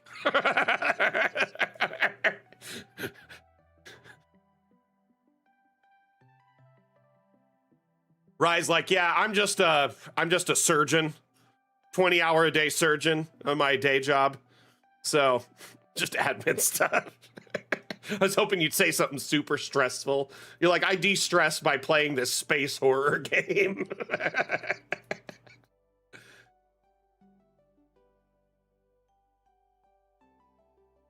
You can create futuristic maps, but it is all done by hand. So a lot of people like Dungeon Alchemist because it's automated. It speeds up generating maps, environments, and rooms.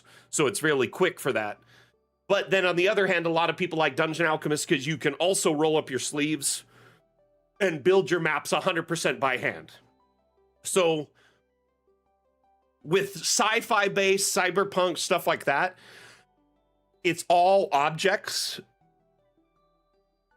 placed to connect to all these places. So essentially you would have to do this by hand, but it's possible. Thalassophobia, yeah. Ugh.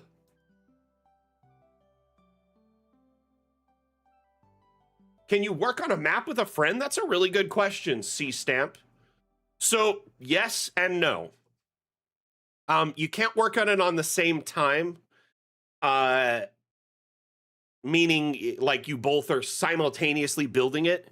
But you can do what we call hot damn, or it's like hot potato. Do you remember that game as a kid where you'd pass something around and take turns, and it keeps going until the time runs out, right? So with hot damn, you save a map that you've worked on a little bit, and then you send it to your friend, and they can open it in their copy of Dungeon Alchemist and make edits, and then save it and send it back to you. So you can both technically work on it, and you can make edits to their work and vice versa, but not simultaneously. There's not a multiplayer aspect, if you will.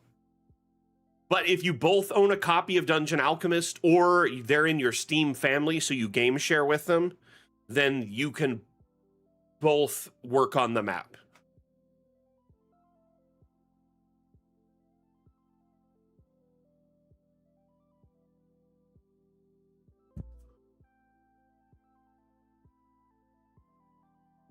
By the way, Kyoto, as you can see here, this is a futuristic looking map. I actually have a few examples to share because that's what we were discussing today, was sci-fi maps made in Dungeon Alchemist.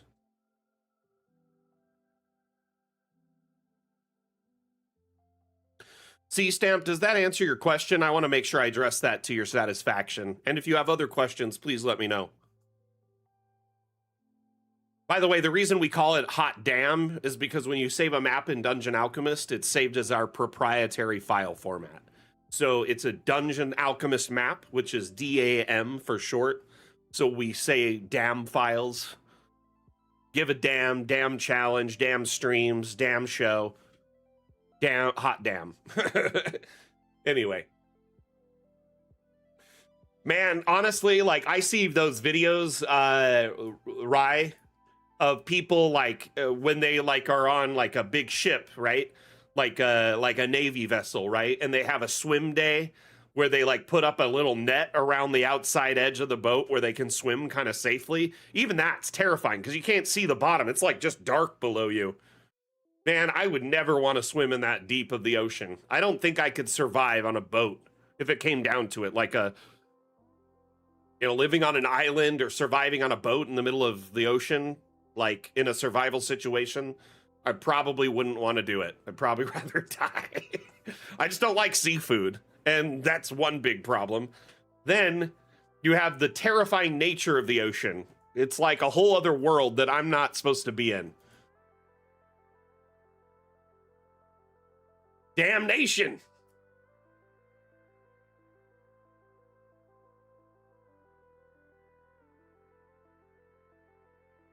Regos, how you doing?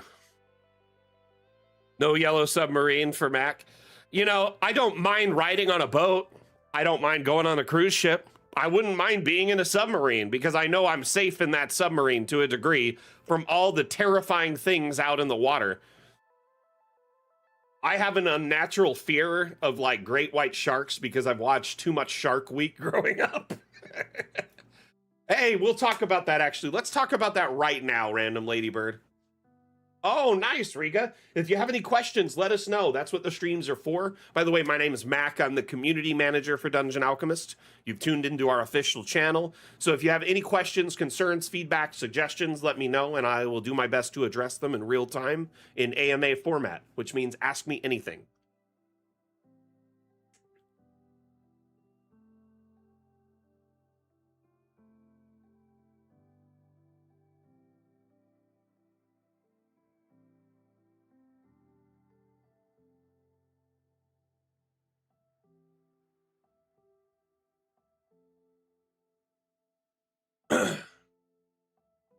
No, but I can still drive to California and hop on a cruise ship there. But there's 2 big lakes and many rivers by Vegas. I used to have a boat until this summer, or this like last year. I sold it, but I hadn't used it in like a decade. So really quickly, we're going to have a giveaway. Okay. Not today. This is a special giveaway that requires preparation, and I want to give people time to enter. And by that I mean a chance to enter if they're not present today. So next Saturday on stream, okay? They're handcrafted, but not by whim. And Carl, there's a company they found in Belgium who makes plushies by hand for commission work, and they built these for them, custom. We have a limited amount, and we're going to be giving one away on the stream every so often for the next while, okay? The first giveaway will be next Saturday, okay? During our damn show next Saturday on the 21st, okay? Me too, his horns are cute. So to enter, you just got to be present during our stream next Saturday. Okay, and the giveaway will be held on our Twitch stream. So make sure you're following our Twitch channel and make sure you're present next Saturday during the stream. We'll likely be doing the giveaway very early in the stream, probably the first half hour or so. But what we'll do is I have set up a spin wheel for the stream, an interactive spin wheel. Everyone who enters who is qualified, so you must be following the stream and you got to type a code in chat to enter. That'll add your name to a list, and I take that list and I paste it into the spin wheel, and then we'll spin it live on stream, and the winner will be determined from RNG. Keep in mind, if you can't attend next Saturday, we have a few more of these that we'll be giving away periodically, probably once a month or twice a month until they're all gone. Okay?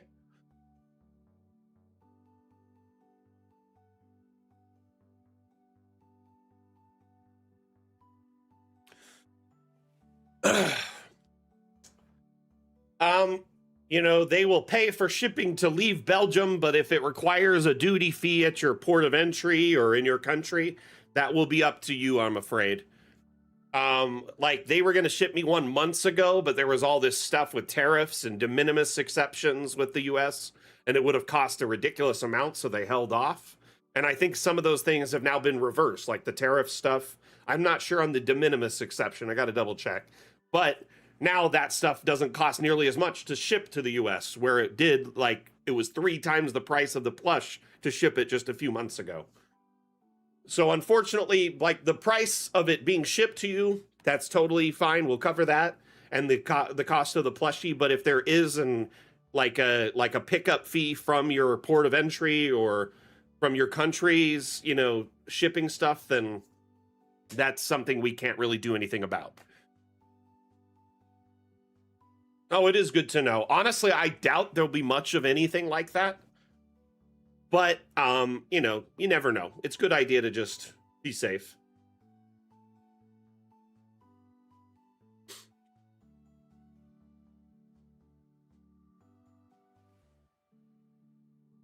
So basically next Saturday, if you're interested, make sure you attend the stream and be present when we do the giveaway. Make sure you're following the channel so you're qualified.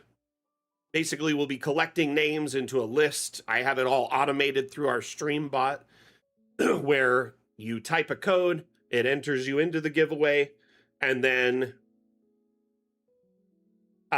once I get the list of all the entries after like 10 minutes of entries, I'll take that list and put it into the spin wheel, and then we'll spin live on stream, and the winner will be decided.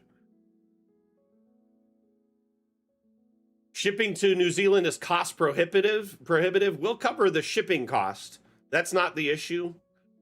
But if for some reason your country has like an entry fee for duties, stuff like that, taxes, that will be on the winner to pay themselves. And remember,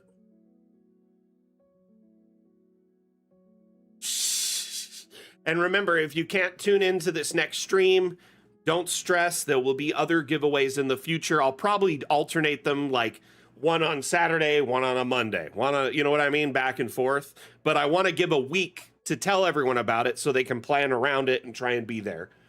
So basically, I'm going to be advertising it, you know, on our streams this week, on our social media, in Discord, letting everyone know when it's happening, where it's happening, how to enter, etc.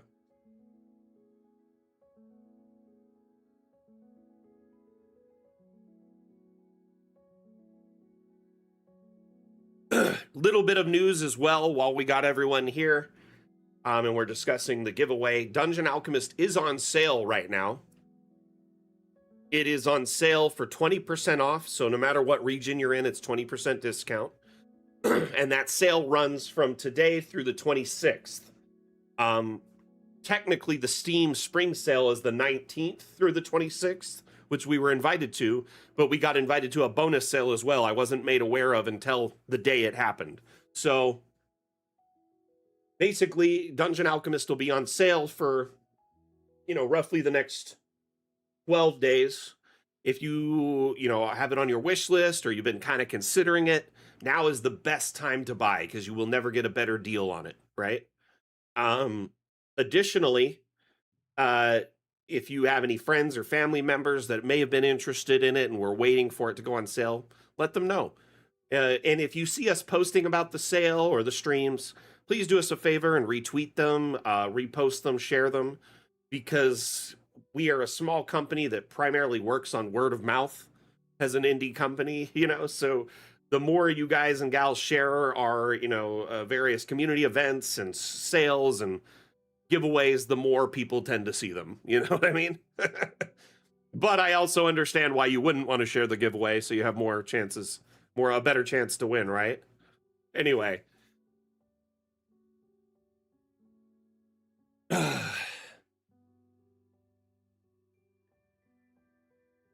Hope y'all enjoyed the stream today. That interview was great.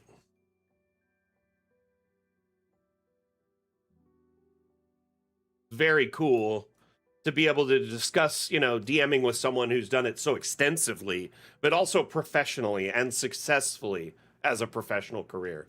It was really cool to pick Eric's brain. And he's a great guy. Like, I've gotten to know him a lot over the last couple of years through the game and just chatting offline and stuff. He's a really good dude. If y'all are looking for a professional DM, check him out, you know?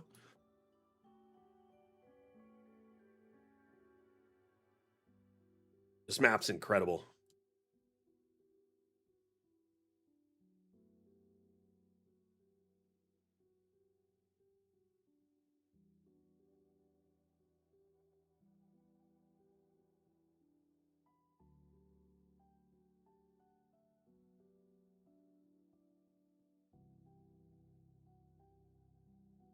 He reminds you of Poe the panda for some reason? Interesting.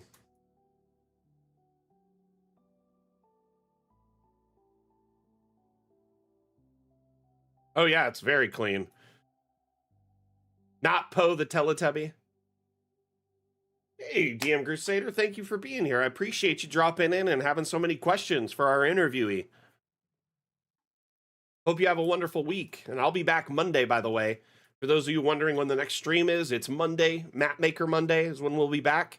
We'll be working on a map live and answering questions in AMA format, providing support, but also taking your suggestions for the build. The map we're working on for Mapmaker Monday is called The Last Drop. It is a sort of like a opportunistic sort of souvenir shop in general store by this watering hole that's the only water for hundreds of miles. So a kobold, a very crafty kobold, decided to set up shop here, and he built himself a little empire. Oh, that's a bummer. But yeah, you could always check out the VOD afterwards and watch and learn. You know what I mean? So here we have the stables at the bottom. And then this is what we're working on right now, the general store, which has like tons of regular goods for trade or for sale. Food, clothing, shoes, camping equipment, adventuring gear, mining equipment, etc. Then we have a little magic area that we were working on. I'm going to put some souvenirs over here. So like t-shirts and blankets and stuff like that over in this area.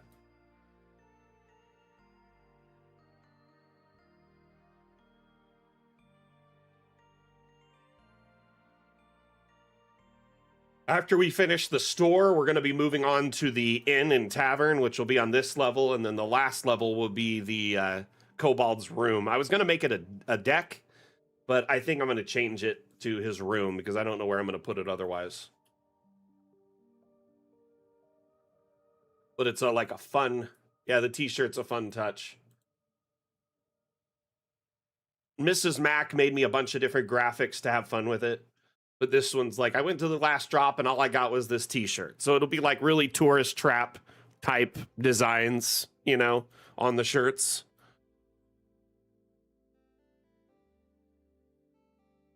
I also have a sign that I'm going to put out over here, and it says water 1 silver.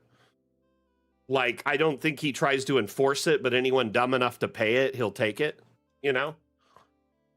So it's like a gallon per silver or something.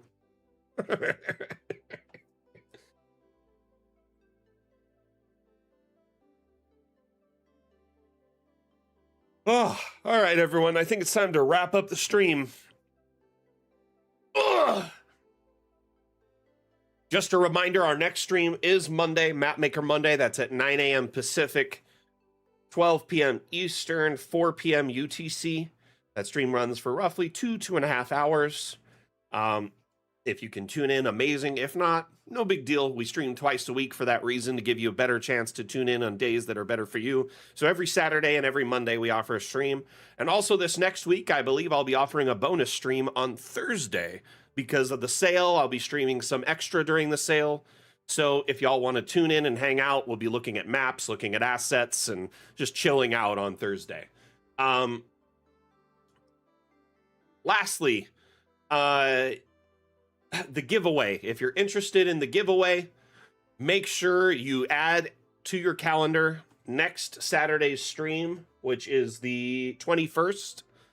The 21st at 12 p.m. Pacific, 3 p.m. Eastern, 7 p.m. UTC. The stream will begin, and shortly after we begin, we'll be doing the giveaway for the plushie. So if you're interested in a chance to win that Hendrik plush, who is our mascot for Dungeon Alchemist, he's in the loading screen when you load it up. If you haven't noticed by now, that's who it is.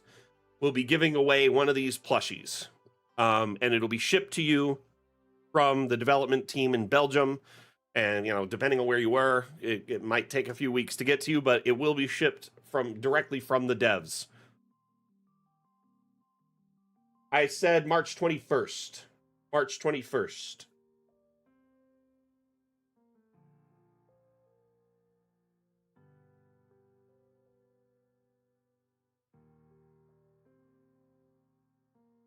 Hey, Jim, thank you for being here. I appreciate you. I hope you had fun today.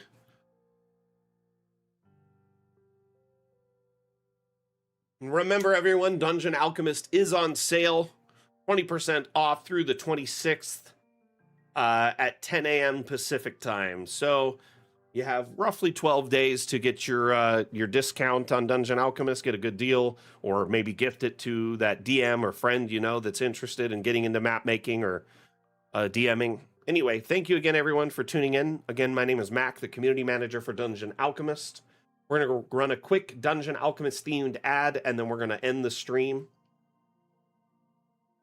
Again, thank you, everyone, for being here. I hope you had an amazing Dungeon Alchemist map making show today, and we'll see you back on Monday with Map Maker Monday. Back out. Bye.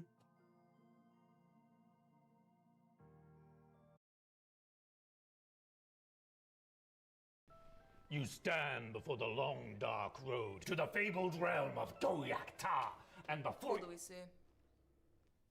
I don't know, a goblin. I kill him. But before she does, I, Gilliam of Firth, demand to know the goblin's name. Hi, my name is Woblin. Where do you live there, Woblin? I don't think that's relevant. Well, but I, Gilliam of Firth, demand to seek the goblin's abode. Clever, find family, kill entire bloodline. I like it. Seriously, we're doing this? Okay, well, won't be needing that anymore, will I? Ever get caught by your players with your pants down? Dungeon Alchemist lets you create wonderful maps for any encounter in seconds. Oh, Woblin, that's a very impressive cheese collection you've got there. Yeah, it is quite impressive, yes. But you know what's more impressive? This map I have to the fabled realm of Goyak-Ta, please take it and leave. Close the door behind you. Mr. Woblin, I cannot help but notice that you have a secret tunnel underneath your cabinet. Care to explain? Download Dungeon Alchemist, the AI-powered map maker, on Steam today.